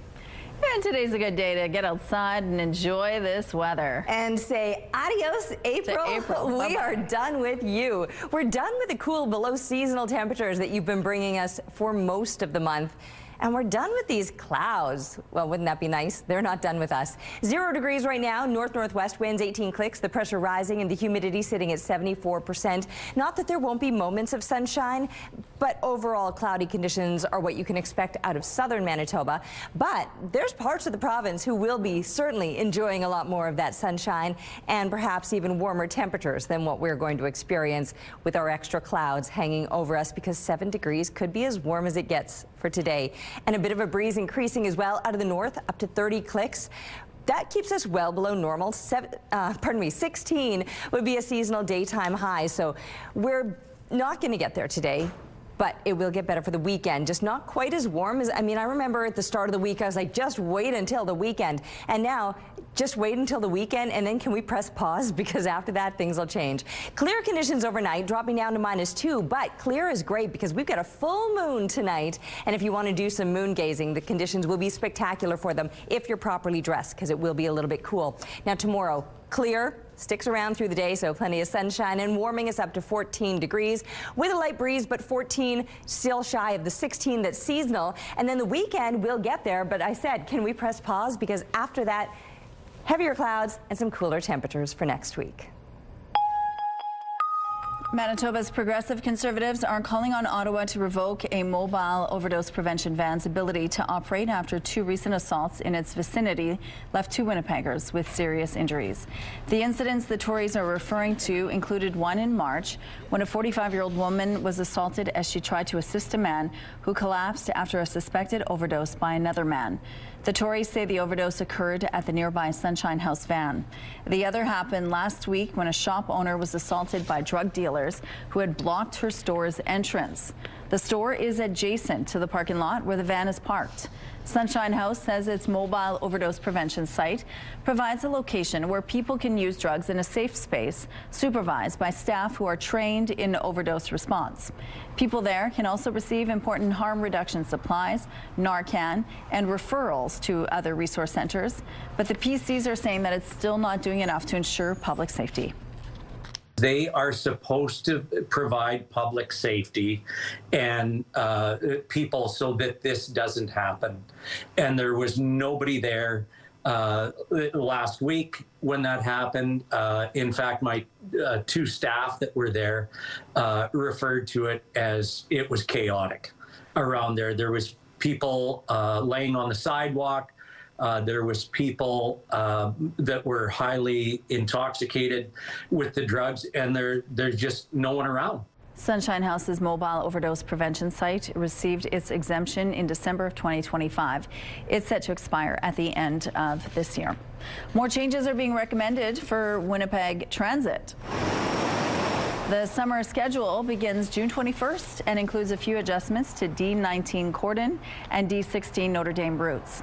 The latter one is being split into 2. A report on the Public Works agenda also recommends extending an honor request zone and changes to 6 routes this fall. The city says the latest adjustments are a result of feedback from Winnipeggers. The Public Works Committee will consider the recommendations Tuesday. The parents of a young boy who died after falling from an Ottawa apartment building window are sharing their grief as they try to deal with an unimaginable loss. He was a very, very nice little boy. He's a gifted guy who was given to us by God, by our prayers. Ilya Pirani was 4.5 years old. He died Monday after falling from the family's 6th floor unit. His mom says they don't typically open the windows, but it was a hot day. The family says the window in Ilya's bedroom fully opened, while others in the unit did not. Rental company Homestead says window restrictors are a requirement and that it had not received any notice from residents in the impacted unit. The day after the fatal fall, Homestead said it would be inspecting all units to secure all windows. King Charles and Queen Camilla heading into the last day of their official visit to the U.S. Wednesday, the royal couple was in New York to honor the victims of the September 11th attacks. The King and Queen started the day in Washington before heading to New York, where they attended a ceremony at the September 11th Memorial, the site where the Twin Towers once stood. The king also visited Harlem to meet with a grassroots organization working to tackle food insecurity. Today, they leave Washington for a visit to Virginia before returning to the UK. The federal government is putting up as much as $145 million for security during the 2026 FIFA World Cup. Primarily for security, so primarily for policing expenses, not transit, not any of the other great things that the city is doing. It is primarily focused on safety and security. $45 million of it is going to Toronto, the other $100 million to Vancouver. In a release, Ottawa says this funding is in response to specific operational needs identified by the host provinces and cities. They also say the funding will reduce financial pressure on the hosts and make sure safety agencies have the resources they need. There's questions in both Vancouver and Toronto about the final bill both cities will pay to host the World starting about 6 weeks from now. We have some road closures to remind you about this morning following the rush hours. The eastbound curb lane on Corden Avenue will be closed from Lilac to Arbuthnot Street. On Wellington Crescent, the westbound curb lane will be closed between Stradbrook and Wardlaw Avenue. And the northbound curb lane on Osborne Street will be closed from Gertrude Avenue to Wardlaw Avenue. If you have any other traffic tips, please send us a text. Here's a look at your gas prices. In Winnipeg, the average is $1.83, a leap on the price from yesterday. And the lowest price in the city is $1.59, found at 204 Fuels and Kendall's. All this info is on gasbuddy.com. The Price at the Pump is brought to you by the Kidney Foundation. Help by donating your card today. Taking a look outside now, it's mainly cloudy, sitting at 0 degrees. We're going to take a break. We'll be back right after this.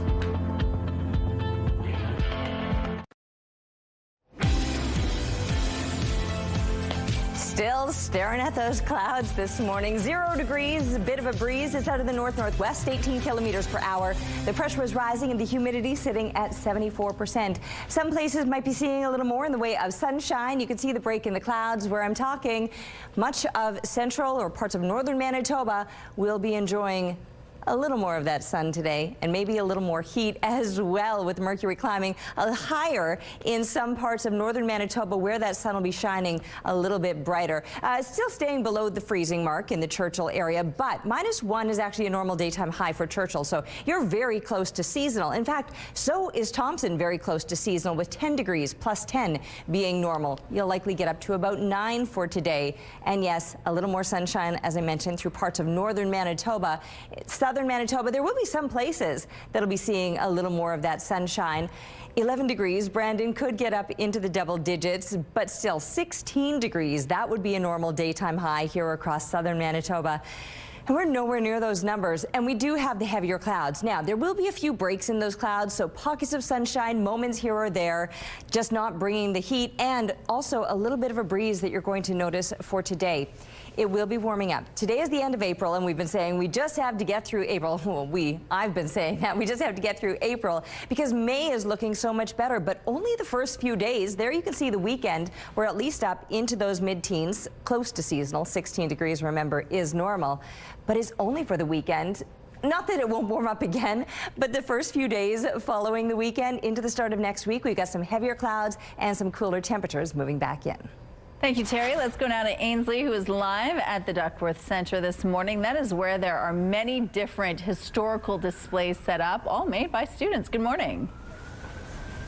Good morning. And the students are participating in a bit of a scavenger hunt. On the other side, tons of booths here that they can explore their local history. The Northeast Winnipeg Historical Society is all part of that. Jim Smith is joining us now. Tell us about this booth, Jim. Well, our booth today is on the Hudson's Bay Company, so a little bit of history of that you can see. And this is, of course, the 100th anniversary of the Hudson's Bay Company on Portage Avenue when it opened. So of course it started much earlier than that. Did you just give away the answer to the scavenger hunt, Jim? Well, students probably aren't watching. They're not up yet. They're not up yet. Obvious. So. Yeah, I'm just messing around with you, Jim. Why did you want to have such a specific area of Winnipeg have its own historical society? Well, I've always been interested in history going back to when I was a child. And there was never anything on Elmwood, the Elmwood, East Kildonan, North Kildonan. Any book you found, anything, it never mentioned, like it didn't exist. And of course, the history was first settled going back to the 1820s, which most people aren't aware. So I had to sort of start from scratch and find the history. So I've been researching since the early 2000s the history of the area. You've certainly done that. 3 volumes of books here. What are some nooks that you've uncovered? Well, there's things that most people don't know the fact that there was actually an oil refinery in East Kildonan along Monroe Avenue that was there for years. Things like that. And of course, John Pritchard, there's a school named after, he was actually here in the Manitoba area before the Selkirk settlers came. That is the most specific information, and I love it so much. Okay, kids coming here, what do you want them to take out of it? Well, looking at it, I think they should be interested in the Hudson's Bay Company. The map we have showing where the Upper Fort Garry used to be. Of course, it covered down Main Street. There's only the old gate that's still left. So that's what we're interested in. We've got maps here showing, there's a map underneath showing all the different forts of all the different fur companies in Canada. So if people are interested in that, come on down. So the Northwest... Northeast. No, I know. Is there a rivalry? Are you guys duking it out or what? No, the Seven Oaks, they were at the table beside us. Actually, I'm the president of Northeast Winnipeg Historical Society. I'm on Heritage Winnipeg. And anyways... Thank you. The vice president... We're out of time. We'll have to buy him a coffee. Thank you, Ainsley. A celestial object lit up the sky Tuesday night, and many across Vancouver Island captured the rare moment. CTV's Anna McMillan has more. An arc of light in the sky disrupts the darkness during a late-night drive on the Trans-Canada Highway. I half expected to hear a sound or feel a shake. It looked like something was going to drop out of the sky. Kaya Danzinger captured this video on her dash cam while driving between Victoria and Langford, BC last night around midnight. It looked really close.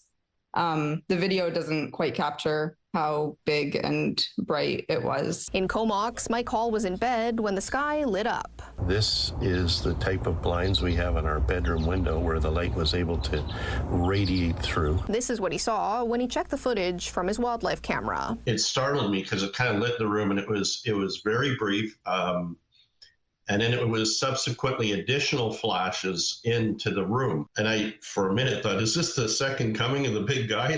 Holy cow. An amateur astronomer says what people actually saw was a meteor. Most of the sightings, Victoria, all around Puget Sound. The American Meteor Society says there have been more than 120 reported sightings of the fireball seen over BC, Washington, and Oregon. Typically, a meteor is a sand grain-sized piece of a broken up planet which was flying around and got caught by the Earth's gravity, and then it came in through the atmosphere. Based on witness videos, he thinks this one could be a meter wide. So it started above, about 100 kilometers above Port Alberni, and went out towards Banfield. He says it landed in the Pacific Ocean. Personally, I've seen 2 big fireballs in my life. One when I was about 20, one when I was about 40, so I'm due for one. He's excited so many people are sharing their videos, sparking conversations about the night sky. It's a great unifier. It's something that binds all people together. Anna McMillan, CTV News.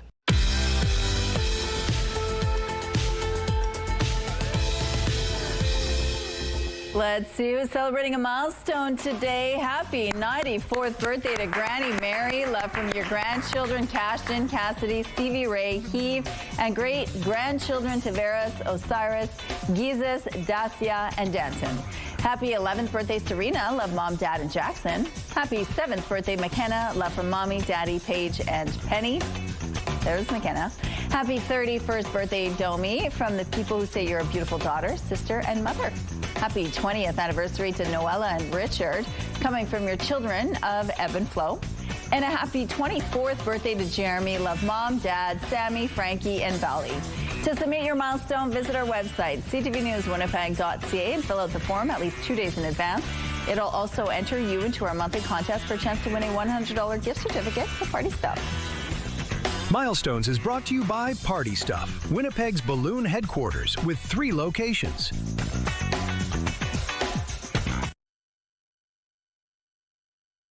Weather is brought to you by Garage Masters, your complete garage specialists. 7 degrees, that's where we're headed today. That will keep us well below seasonal when 16 is normal for this time of year. We're not even getting halfway there. We did do a little better than that last year, getting up to almost 20 degrees, but it was almost 30 degrees back in 1977. So yes, all things considering, today will be a little bit cool, but here's some good news. It's sunny out here, and I had no idea. I've been stuck in the studio for the past 30 minutes, and every time we've been showing you outside, we've been looking at these heavy clouds, which, don't get me wrong, I can see them off to the west, but straight up above, off to the east.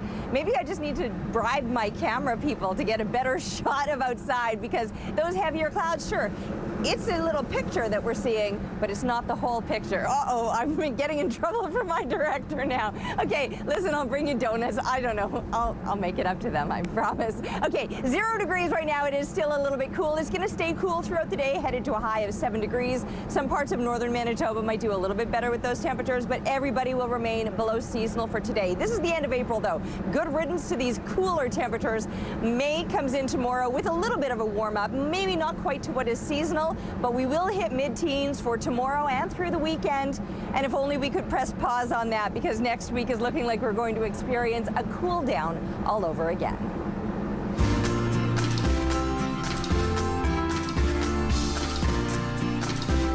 When a person is diagnosed with cancer, not only are they forced to have painful and life-changing treatments, but they also face the possibility of job loss and financial distress. The Breast Cancer Support Fund, or BCSF, is a Canadian charity that raises money to cover a cancer patient's rent, food, and transportation. Fundraising happens when businesses step in to help. Joining us now is Lindsay Gustafson, a breast cancer patient and recipient of the Breast Cancer Support Fund. Good morning, Lindsay. Hi, good morning. Thank you so much for having me. Well, thank you so much for taking some time out of your day. Now, tell us about your journey with breast cancer. How did it begin and how did you find out? Okay, yes. I'll try to give you a bit of the Coles notes because it's been a bit of a long road. So I was diagnosed at the age of 38 in 2022, so 3.5 years ago. I found a lump on my chest and ended up going to a walk-in doctor, and very grateful because he took me seriously and got things going quickly. So I was diagnosed with stage 2 triple-negative breast cancer, and I then went through 14 months of quite aggressive treatments at Cancer Care Manitoba. Then, thinking I was all done treatments, we discovered that the breast cancer had actually spread to my right lung. So that then catapulted me into a stage 4 diagnosis, which is metastatic disease. So I then returned to chemo for 8 more months, and then we were really excited because I was then a candidate to have a lobectomy. So last summer, I had half of my right lung removed, and then was no evidence of disease, and really, really excited to live life a little bit more normally. Started to do a gradual return back to work, and this February we actually found 3 brain metastases that had developed.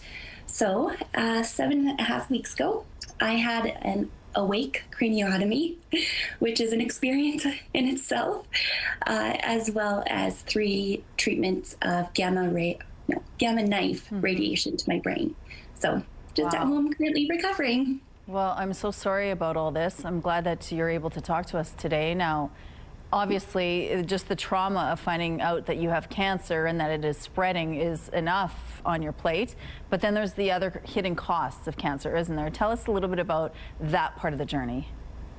Yes, I like the word hidden because I think it is kind of an invisible burden that is not often realized, and it's overlooked quite often.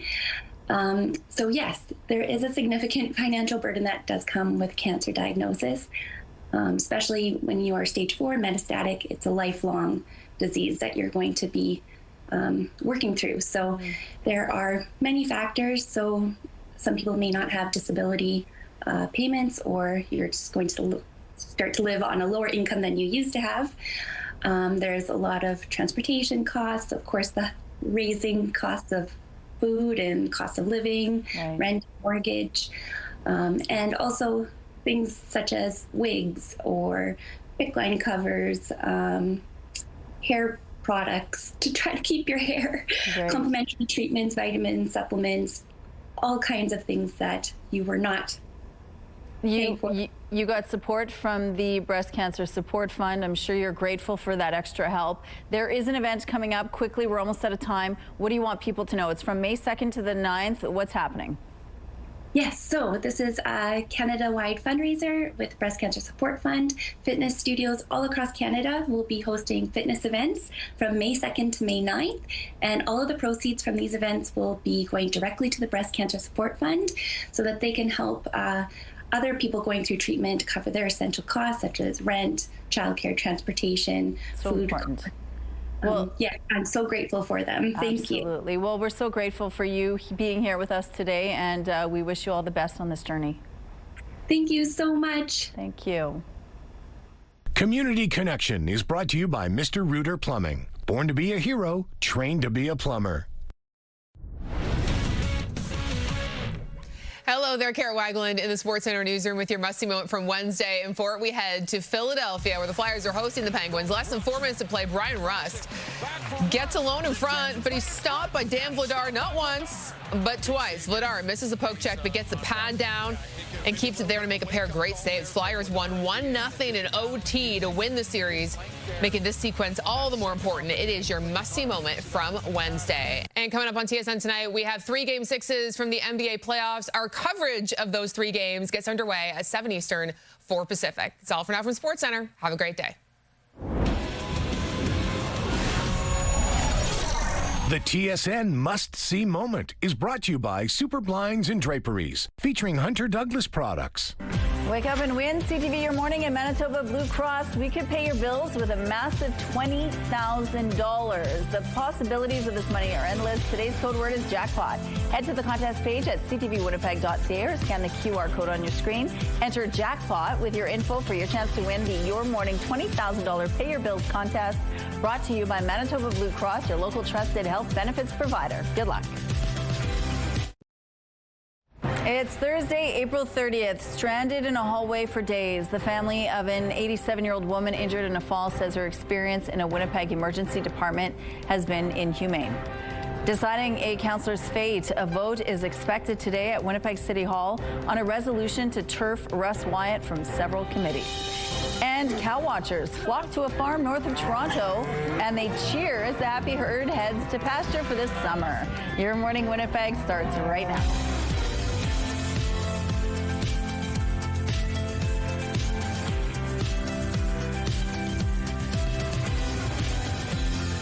Good morning, Manitoba. It's 8 o'clock on your Thursday, and it's the last day of April. Woo. Can you believe it? Finally. We are here. Can you believe it? At 8:15, Premier Wab Kinew is going to join us to talk about some of the issues affecting our province, as well as how we're doing at this point. And but we do know weather-wise. How are we doing? We're doing great. Yeah. It's Thursday. Tomorrow's Friday. Right. We are almost there. And it's going to warm up tomorrow. Yes. We have so many things to look forward to. Although even today, I'll say, we can look forward to a bit of sunshine. When I was just up there on the rooftop, it was looking so good. There it is. See, I had to sweet talk my crew a little bit, but there's the sunshine that I wanted to show you. 0 degrees. Comes with a bit of a breeze and 18K wind out of the north-northwest. The pressure rising, the humidity at 74%. You can see there are still some clouds, but that's not the dominant story. It's half the story, if you will. But let's go with that glass half full kind of approach to today, because those moments of sunshine are looking good. They're feeling good. Yeah, it's going to be a little bit cool, so make sure that you're dressed with that extra layer. Some places will see a little more sunshine and maybe feel a little more heat. But most of us today, even with that little more heat, you're still going to be below seasonal. Maybe only by a degree or two through parts of northern Manitoba as far as missing the mark of what is normal for this time of year. Meanwhile, here in the south, we're well off what is seasonal, but we should get a lot closer tomorrow. Now, back to today, because later this afternoon, there is the possibility of some showers or a little bit of precipitation beginning in west central Manitoba, tracking further into the south into the evening overnight. That could be passing through southwestern Manitoba. We'll likely stay in the clear overnight, in fact, some beautiful viewing conditions for that full moon that'll be on display because it'll remain quite clear, and through tomorrow, plenty of sunshine to finish off the work week, kick off the month of May, and bring some warmer temperatures. Not everybody's lucking in. You can see northern Manitoba could still be dealing with snow into the start of May. Thankfully, nothing like that here in the south. Some sunshine, some heat finally, but briefly, because next week things are looking a little bit cloudy and cool all over again. Isla, thank you very much for your art today. We love to see what you're working on, so keep sending it to us through our website now, ctvnewswinnipeg.ca. And when you enter online through the website, you're entered to win a $100 gift card from Crockadoodle on Kenniston. The weather art of the day is brought to you by Crockadoodle. Spend quality time with loved ones and paint memories together. An 87-year-old woman with a brain bleed and dementia spent days in an emergency room hallway. Angela Thibault says her mom, Louise, has been at Grace Hospital since Saturday after suffering a head injury during a fall. We have to do something. This is inhumane. It really is. It's heartbreaking. Angela Thibault says her mom fell at home. She ended up at Grace Hospital on Saturday. Angela traveled from BC to be with her. Angela says it was determined her mom had a brain bleed, and due to her age, surgery was ruled out. Because of her condition, she can't go home. So Louise needs a spot in a personal care home, which can be difficult to find.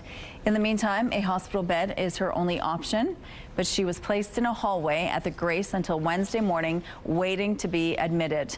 Angela says the experience has been terrifying and agonizing for her mom. The sirens, the announcements, the, code red, the doctors, there's people screaming, people crying, and there's these horrible fluorescent lights above her head.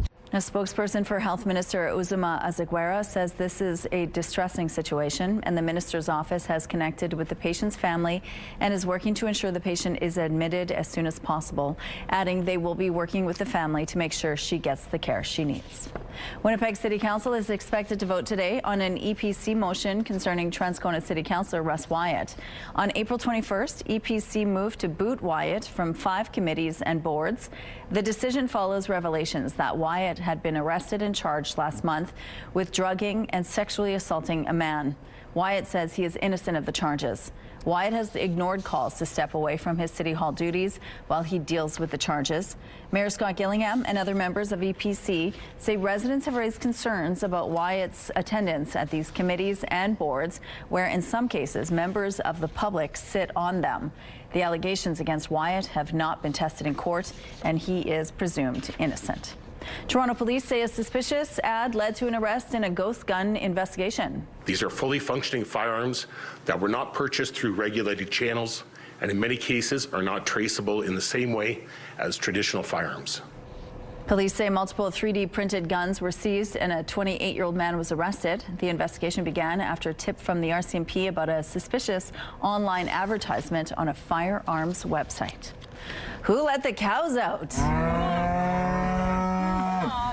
This is at a sanctuary farm in Uxbridge, Ontario, east of Toronto.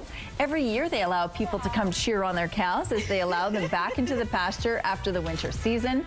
Some run, others gallop, but they're all happy. This year's event happens on Mother's Day, and the Farmhouse Garden Animal Home is selling tickets now.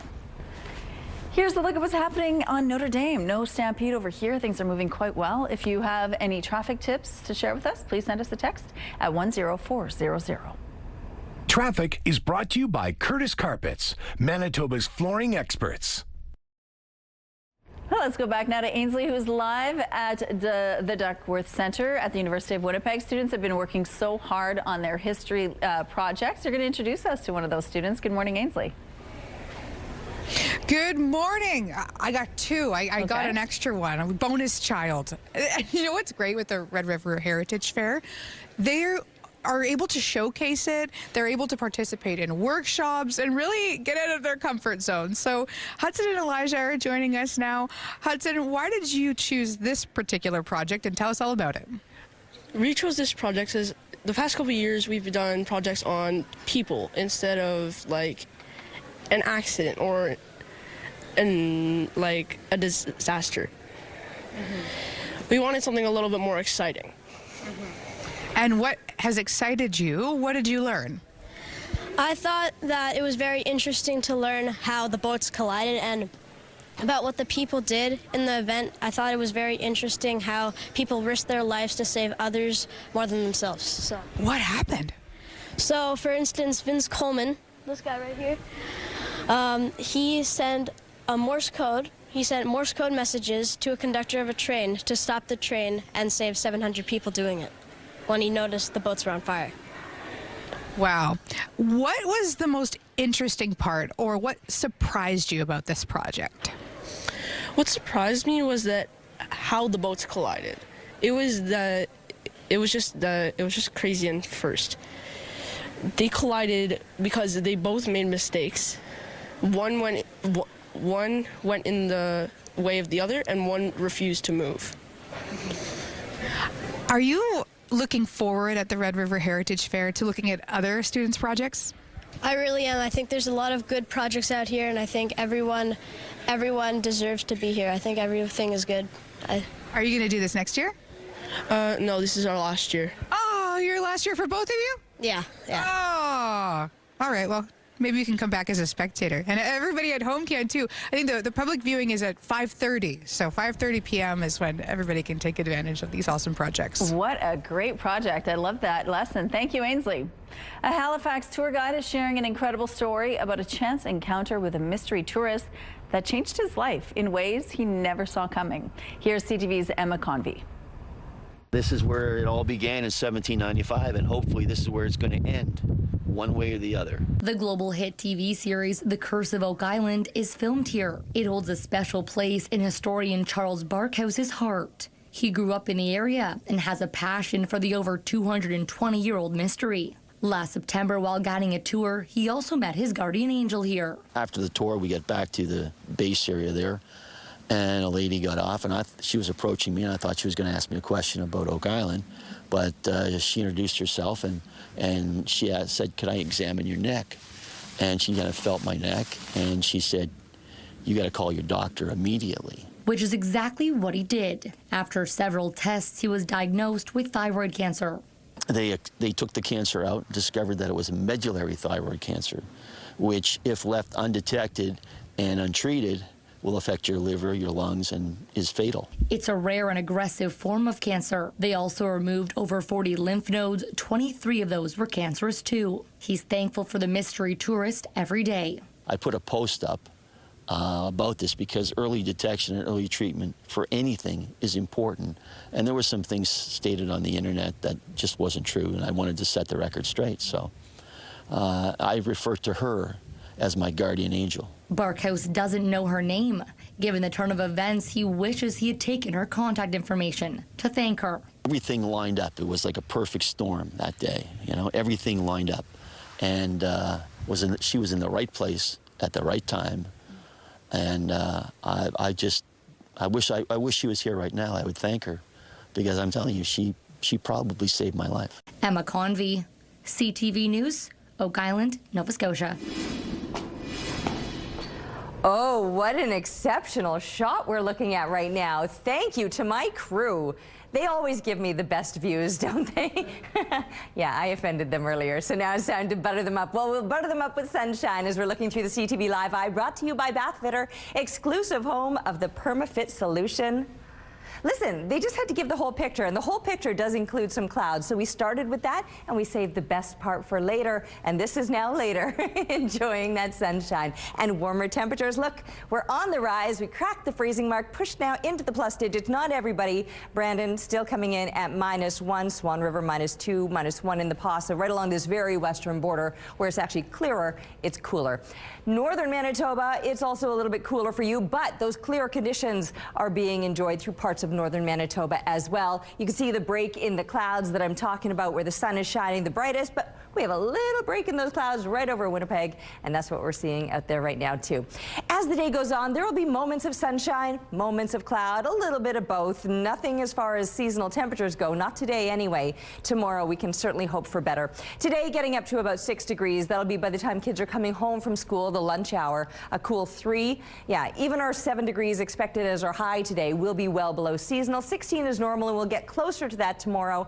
And kicking off the month of May with these much nicer temperatures, much nicer conditions, a lot more sunshine. But then as we continue on through May, the clouds will be back, the cooler temperatures coming with it as we're looking ahead to the start of next week.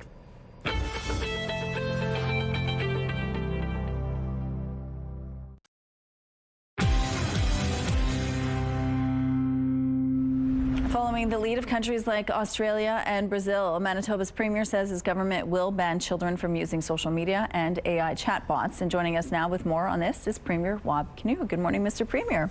Good morning. Thank you so much for joining us. Now, I know even from experience with my kids, many teachers in Manitoba use apps like YouTube to do after-school instruction videos, for example. Why do you think this is a good idea to remove access to those apps? Well, YouTube, along with all the other social media platforms and the AI chatbots, have been designed to hack our kids' brains. They use the dopamine reward system and other science of the brain techniques to get kids addicted to screen time. And I think any parent knows what it's like trying to reduce screen time or trying to limit your child's exposure to some of the really nasty stuff that's online too.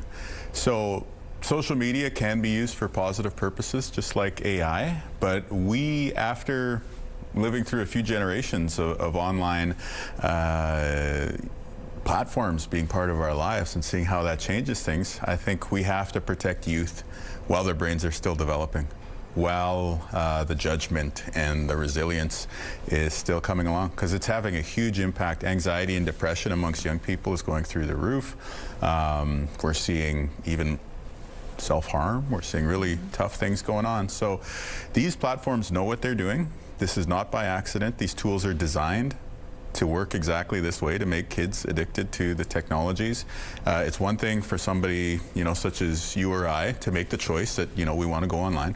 But for kids, we want to step in and help. And by the way, we want to help mom and dad who are trying to lay down the law. And if they can say, hey, yeah, no, it's the Premier's fault, not me, maybe that'll help the family dynamic too. Yeah, exactly. Okay, well, let's switch gears. Let's talk about the update on the search site at the Prairie Green landfill. There is an update there. Tell us more.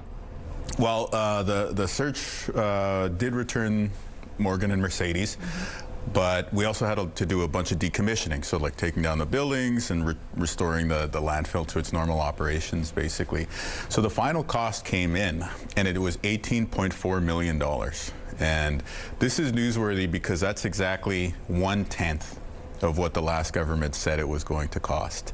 So I think it really just puts to rest the whole argument that, well, first of all, that this was not possible, that it was going to be unsafe, that it was going to be too costly. It turns out we did it in a cost-effective way. We did it in a way that respect workers' health, including their mental health, and most importantly, we returned the remains to these two families. So hopefully this is just a way that something that was very controversial in our province over the past few years, we could just kind of put it to rest and then move on in a positive way as a united Manitoba. Now, this site is officially decommissioned and has had special ceremony as well.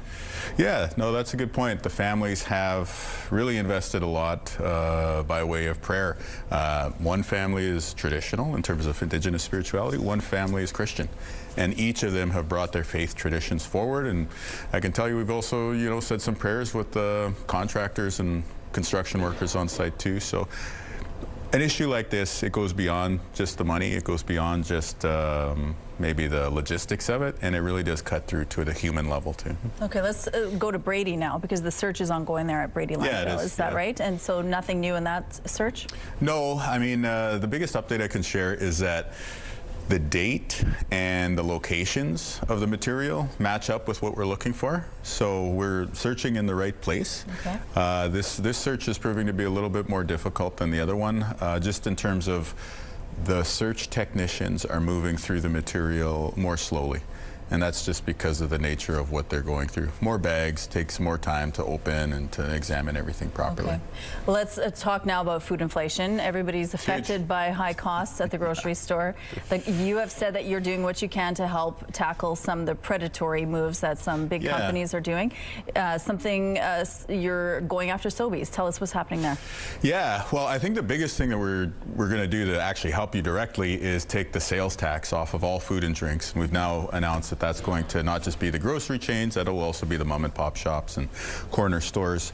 But this restrictive covenant thing, the property control thing, Manitobans may not know about this, but actually up until a few months ago, it was standard practice in our province where the big chains would use real estate contracts to keep locations near their stores empty and to protect their zone, if you will, from having competition. And we know less competition, higher prices, you end up paying more when you're in the checkout lane.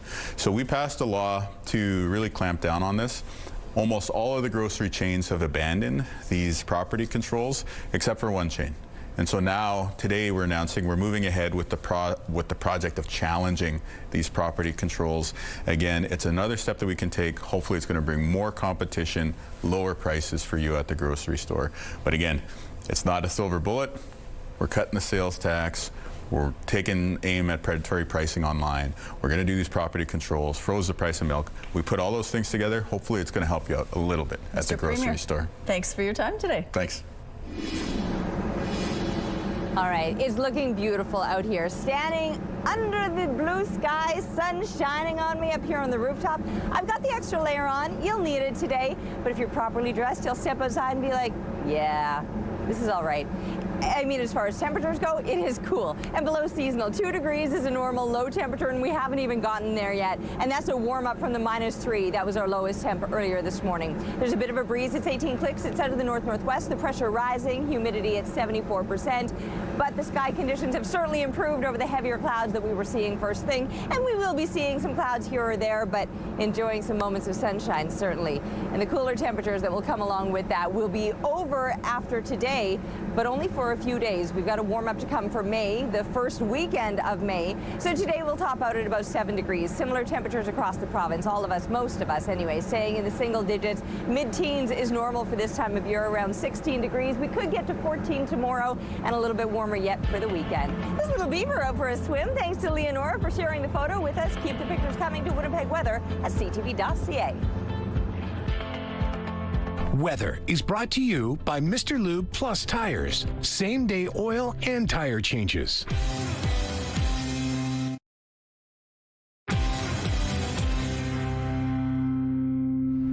Maybe it's time to spice up your life a little bit. We have Shan Badram joining us. She's a relationship expert here with Subway sandwiches.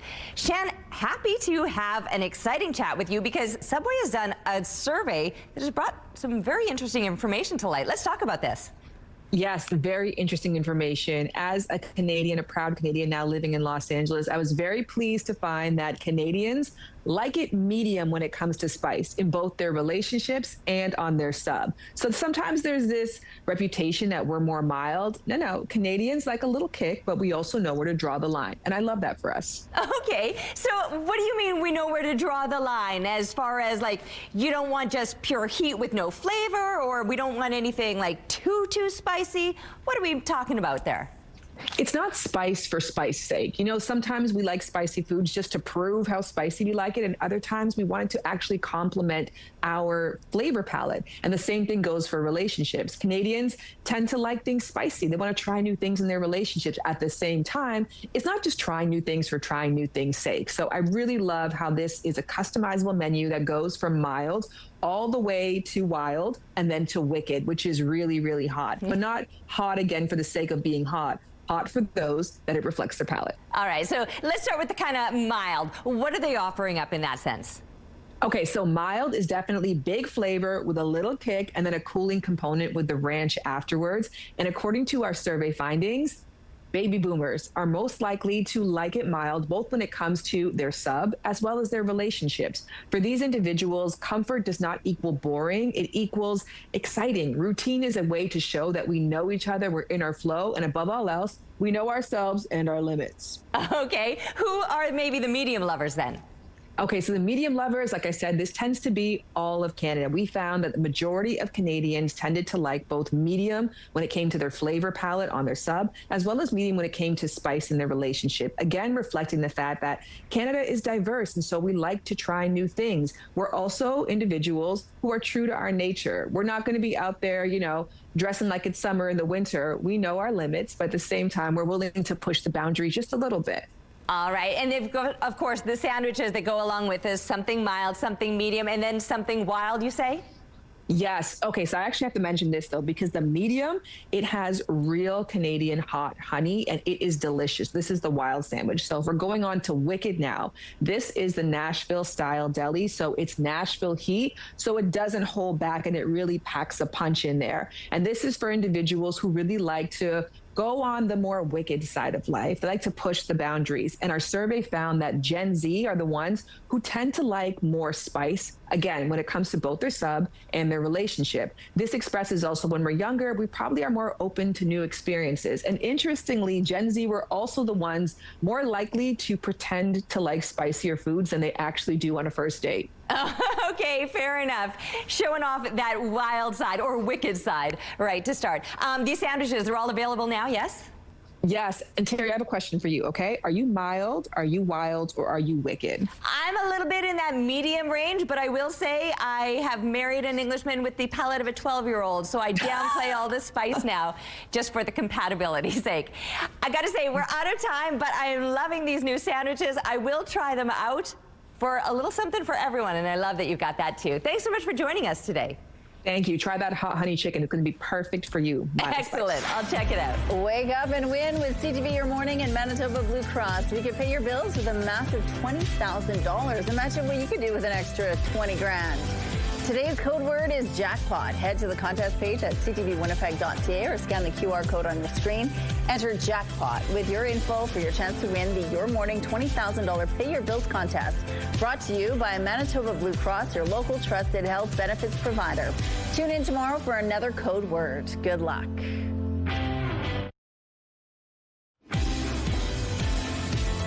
Waking up to some sunshine and things are looking good. Things aren't quite feeling what they should be for this time of year, but at least that sunshine is making it look a little bit better. It's 1 degree with the north wind 19 kilometers per hour. The pressure rising, the humidity sitting at 62%. As far as the conditions go today, happy to see that sunshine. We might still at times experience some heavier clouds moving in, clearer conditions through that more central stretch of the province, and maybe even some warmer temperatures in areas to the north of us where the sun will be shining a little bit brighter. Today here across much of southern Manitoba, it will remain below seasonal, not even making it to double digits when 16 degrees would be a normal daytime high. We're not even likely to get halfway there, topping out at about 7, and that breeze increasing out of the north up to about 30 kilometers per hour, but then clearing out overnight. And this is good news for moon gazers. We've got a full moon tonight and beautiful conditions to check it out. It will be a little bit cool, dropping again below the freezing mark, +2 a normal low, but instead -2 is what we're expecting, with those winds on the lighter side and staying light tomorrow and staying clear tomorrow, which means we'll have plenty of sunshine to enjoy and some warmer temperatures. This is how we're going to kick off May. It looks good. The weekend, in fact, looks even better, but it won't last long because next week things will be cooling down again. So if we could only press pause on the weekend and keep the warmer seasonal temperatures around, wouldn't that be nice? But some heavier clouds and some cooler temps instead is what we have to look forward to next week. Thank you, Terry. Manitoba's progressive conservatives are calling on Ottawa to revoke a mobile overdose prevention van's ability to operate after 2 recent assaults in its vicinity left 2 Winnipeggers with serious injuries. The incidents the Tories are referring to included one in March when a 45-year-old woman was assaulted as she tried to assist a man who collapsed after a suspected overdose by another man. The Tories say the overdose occurred at the nearby Sunshine House van. The other happened last week when a shop owner was assaulted by drug dealers who had blocked her store's entrance. The store is adjacent to the parking lot where the van is parked. Sunshine House says its mobile overdose prevention site provides a location where people can use drugs in a safe space, supervised by staff who are trained in overdose response. People there can also receive important harm reduction supplies, Narcan, and referrals to other resource centers. But the PCs are saying that it's still not doing enough to ensure public safety. They are supposed to provide public safety and people so that this doesn't happen. And there was nobody there last week when that happened. In fact, my 2 staff that were there referred to it as it was chaotic around there. There was people laying on the sidewalk.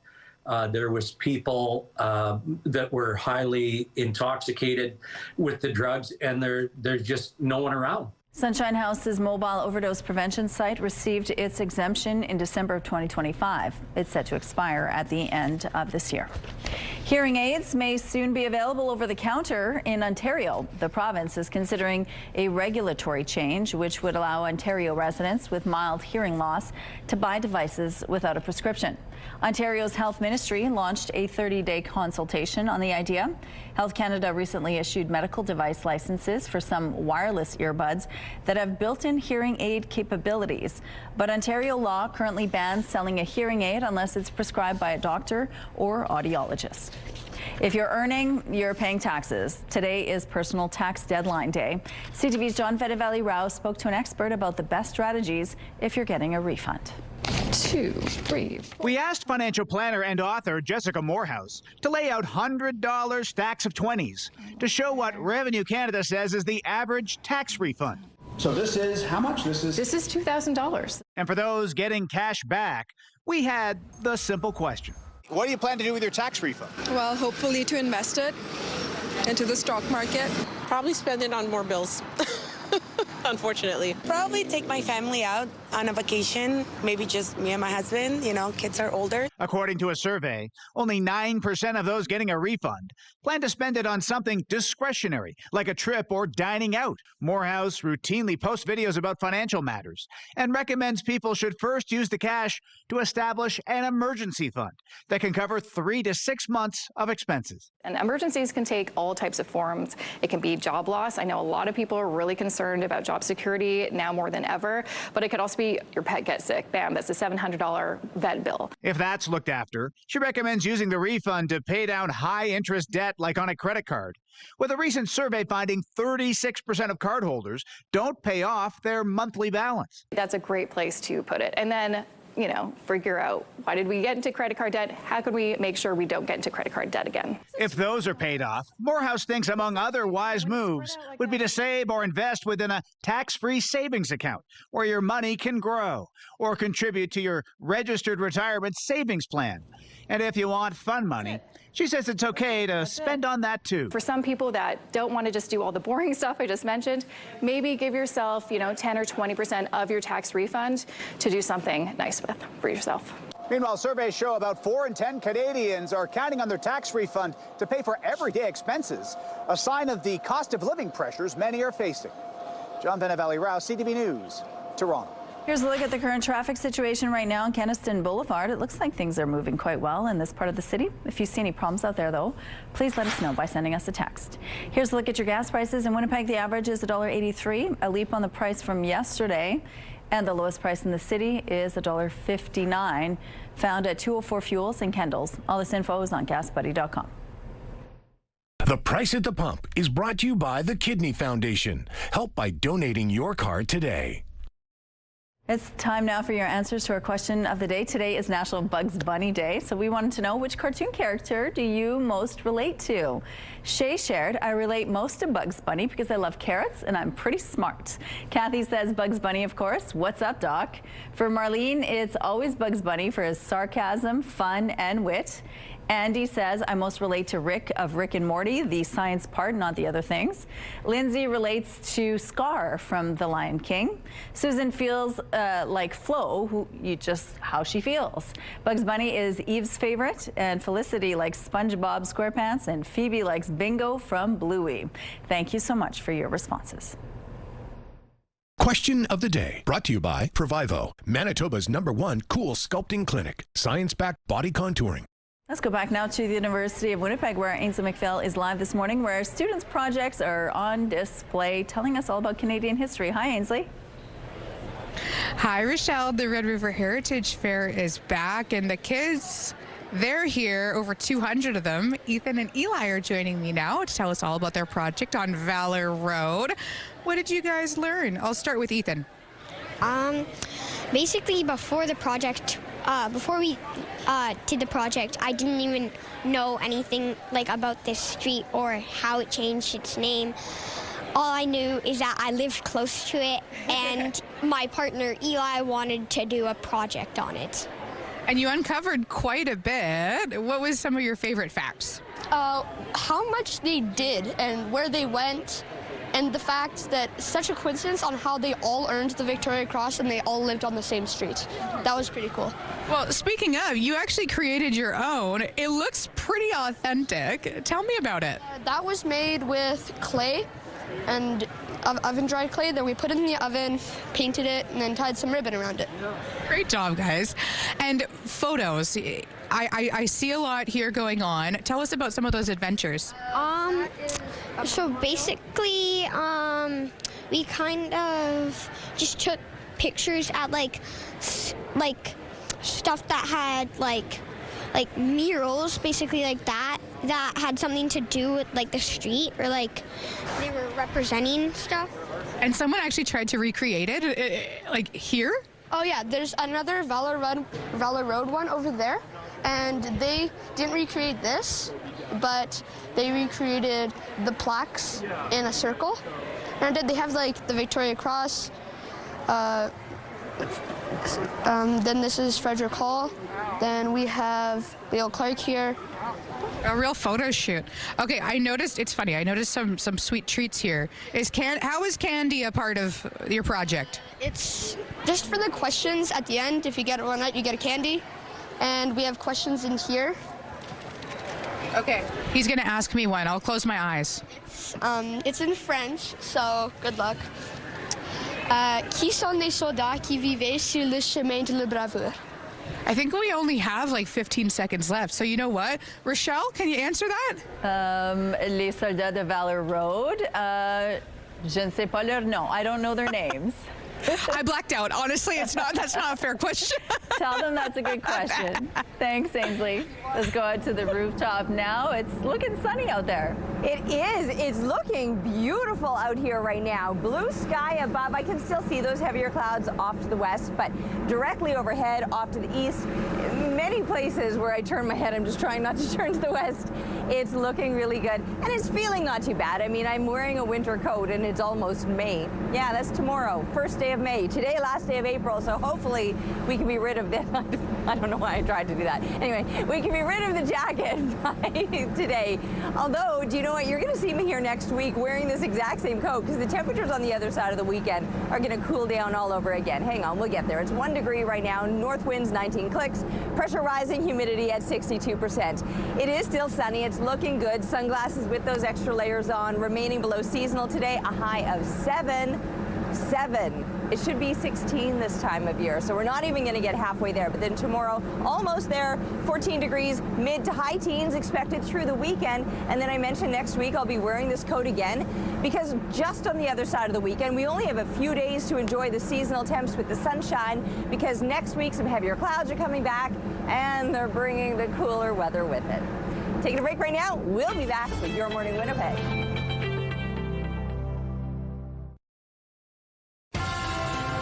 Have a news tip? When you see news happening, let CTV News Winnipeg know. Text your tips, pictures, and videos to 10400. That's 10400. Message and data rates may apply. Canada is the first G7 country to approve a generic version of Ozempic. Now, many are looking at what it means for people living with diabetes and obesity. Here's CTV's Geneviève Beauchemin. Months after Ozempic's patent expired, Health Canada has given a generic the go-ahead. And the approval of India's Dr. Reddy Laboratories' copy has been applauded by many patients and advocates. And there hasn't been a whole lot of options available. Obesity Canada's Eaton Patton says for him, semaglutides have been life-changing. I had this voice in the back of my head always chirping at me, talking about with that uncontrollable food drive. And having a treatment that allows me to gain control has been very, very impactful. Like Ozempic, says Health Canada, the generic injection is indicated for the once-weekly treatment of adults with type 2 diabetes. But around 3 million Canadian adults currently take medication like Ozempic for diabetes and obesity. Still, doctors say some patients who would benefit steer clear because of money. You might not be able to have access if you didn't have the economic means or the right plans. So I think it increases equity. The drug costs about $228 a month. Health Canada says many generic medications are 45 to 90% cheaper than the brand versions. And that price could go down with more generics on the market. Health Canada is reviewing 8 other submissions. That could also reduce expenses for provincial and private drug plans deciding to cover the generic. Experts applaud accessibility but also warn against minimizing potential side effects. This is a drug. It's not a candy. It's not a supplement. It is a medication. The generic dosage approved now is for the treatment of diabetes, but advocates are watching to see what other generics will come and what the impact will be on the costs. Geneviève Beauchemin, CTV News, Montreal. The Winnipeg Improv Festival is bringing back an experimental video theater show called Video Killed the Improv Star. The goal of the show is to have improv actors create a movie right in front of a live audience. And joining us now is Stephen Sim from the Winnipeg Improv Festival. Good morning, Stephen. Good morning. Thank you so much for joining us. Now, this is an old concept that from the early 2000s, right? The early 2000s. It was created in New York City back in the early 2000s. It was called the Neutrino Video Project. Okay. And I heard about it, and then I saw a version of it that was mounted in Toronto way back then too. And I was like, this is so cool. And so we did it in Winnipeg back then too. We did it a couple times. And so how does it work? How did it work back then? Back then, we had this thing called video cameras. Okay. I don't know if people are familiar with this. We are here. And, and it was like physical tapes.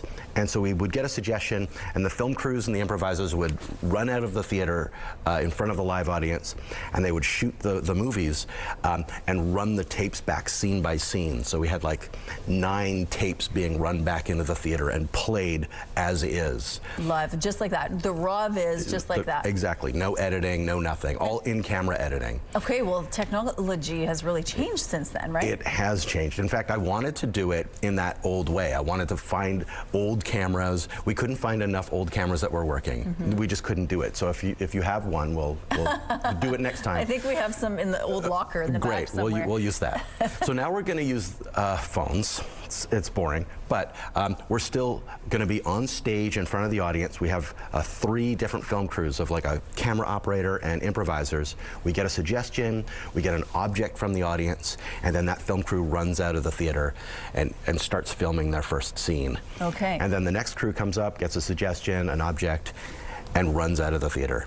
And we do that 3 times. So then the audience is giving what kind of suggestions? I'll ask something like, how do these 2 characters know each other? Okay. Or what's a hobby that they would have? Or anything to inspire some of the content. And then the object, a physical object that they have to use in the scene, in the movie. Okay. And then hopefully by the time the 3rd camera crew has left the theater, the 1st camera crew has finished their first scene. Okay. And that is played live. Just like that. Right onto the screen, mistakes and all. No editing. No editing. No fine tuning the audio. No So it's as no raw CGI, as it no nothing. Yeah, as raw as it gets. And then hopefully by the time that first scene is done being projected, the second scene is ready to go. And then hopefully it all works. We don't know if it's going to work. Please come and see if it works. Well, let's talk about the magic when you were doing it. What sort of response would you get from the audience? Because it is just really out there, right? Yeah, there's this like wow moment of, I know that they just shot this. And sometimes it would you could hear a siren in the distance, and then you'd see it later in the scene. Okay, that's so you'd be cool. like, oh, I know that just happened. It's like the immediacy of it. Yeah. And so the first half of the show, we're going to do more of a traditional improv show. That's going to be inspired by improv. It's going to be an improv show inspired by movies. So it's going to be in the style of that. And the second half, that's when we do the live out there. Oh my gosh. Yeah. It sounds like fun. Okay, so this is happening on Saturday at the Gas Station Arts Center. Yeah. Everyone is welcome to check it out, buy tickets online, or show up at the door at 7 p.m. Yeah. What do you want fans to know? Maybe bring a weird object that we can use in the video. Okay. We're going to have popcorn. Because it's movies, popcorn. I like that. They go together. And we're just going to have a really fun time making stuff up for you. Oh my gosh, it sounds like a blast. If you want more information, we have a link on our website. Video Killed the Improv Star. Thank you, Stephen. Thank you. Okay, the sun is shining. It's looking good, looking better than I expected it to. So all good things coming our way except the temperatures. It's 1 degree right now. North winds are 19 kilometers per hour. The pressure is rising. The humidity sitting at 62%. I say all good things except the temperatures because we still haven't even made it to a normal low, and we've already been up for several hours now. Well, maybe you're just getting up. I don't know. But still, 2 degrees, that would be a normal low. As far as where we're headed today, with moments of sunshine, 7 degrees is likely as good as it will get when 16 is normal for this time of year. So all good things except the temperatures, moments of sunshine, not bad. Now, much better things for the weekend. Not quite seasonal tomorrow, but a lot more sunshine, and then those seasonal temperatures for the weekend itself, but maybe only for the weekend. Next week, we're back to some heavier clouds and some much cooler temperatures. So make sure that you're enjoying the first weekend of May, knowing that it's going to cool down again. Wake up and win with CTV Your Morning and Manitoba Blue Cross. We could pay your bills with a massive $20,000. Imagine what you could do with an extra 20 grand. Today's code word is jackpot. Head to the contest page at ctvwinnipeg.ca or scan the QR code on your screen. Enter jackpot with your info for your chance to win the Your Morning $20,000 Pay Your Bills contest, brought to you by Manitoba Blue Cross, your local trusted health benefits provider. Tune in tomorrow for another code word. Good luck.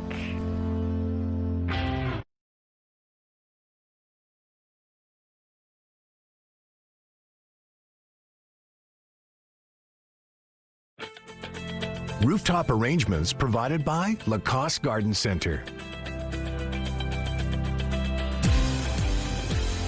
Salon services provided by Essentique Spa Salon. Well, we love it when kids are mic'd up, so here's a talking tot enjoying a ride with his dad. Daddy. Yes? Car. Daddy. Yes? Daddy. This 2-year-old is loving every minute on his bike ride with his dad. He's pointing everything out from cars to his coat to how fast they're going. And it wouldn't be a successful ride without a song. Their pick was Twinkle, Twinkle, Little Star. That's sweet. Cute. And from a cute father-son moment to a cringy dad-daughter scene. Check this out. Yeah, Aura Farming, and this unk is about to cook, guys. Hey, Pookie, brah. Absolute sleigh incoming.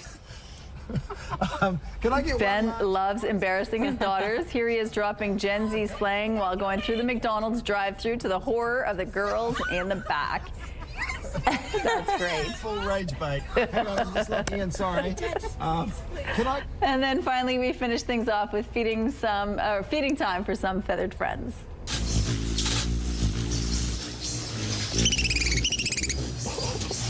Wow. Watch this hummingbird land on a person's finger while coming in for a drink. This species is known for wearing boots with the fur and are aptly named white-booted racket tail. A very memorable moment for the person who took this video. Oh my gosh, I would love this experience. Look how cool that is. I'm more hung up on the name. Fur with the fur, everybody. It looks like he has fur. Yeah, I see that now, little white booties. Beauty. That does it for us. Have a great day. We'll see you tomorrow.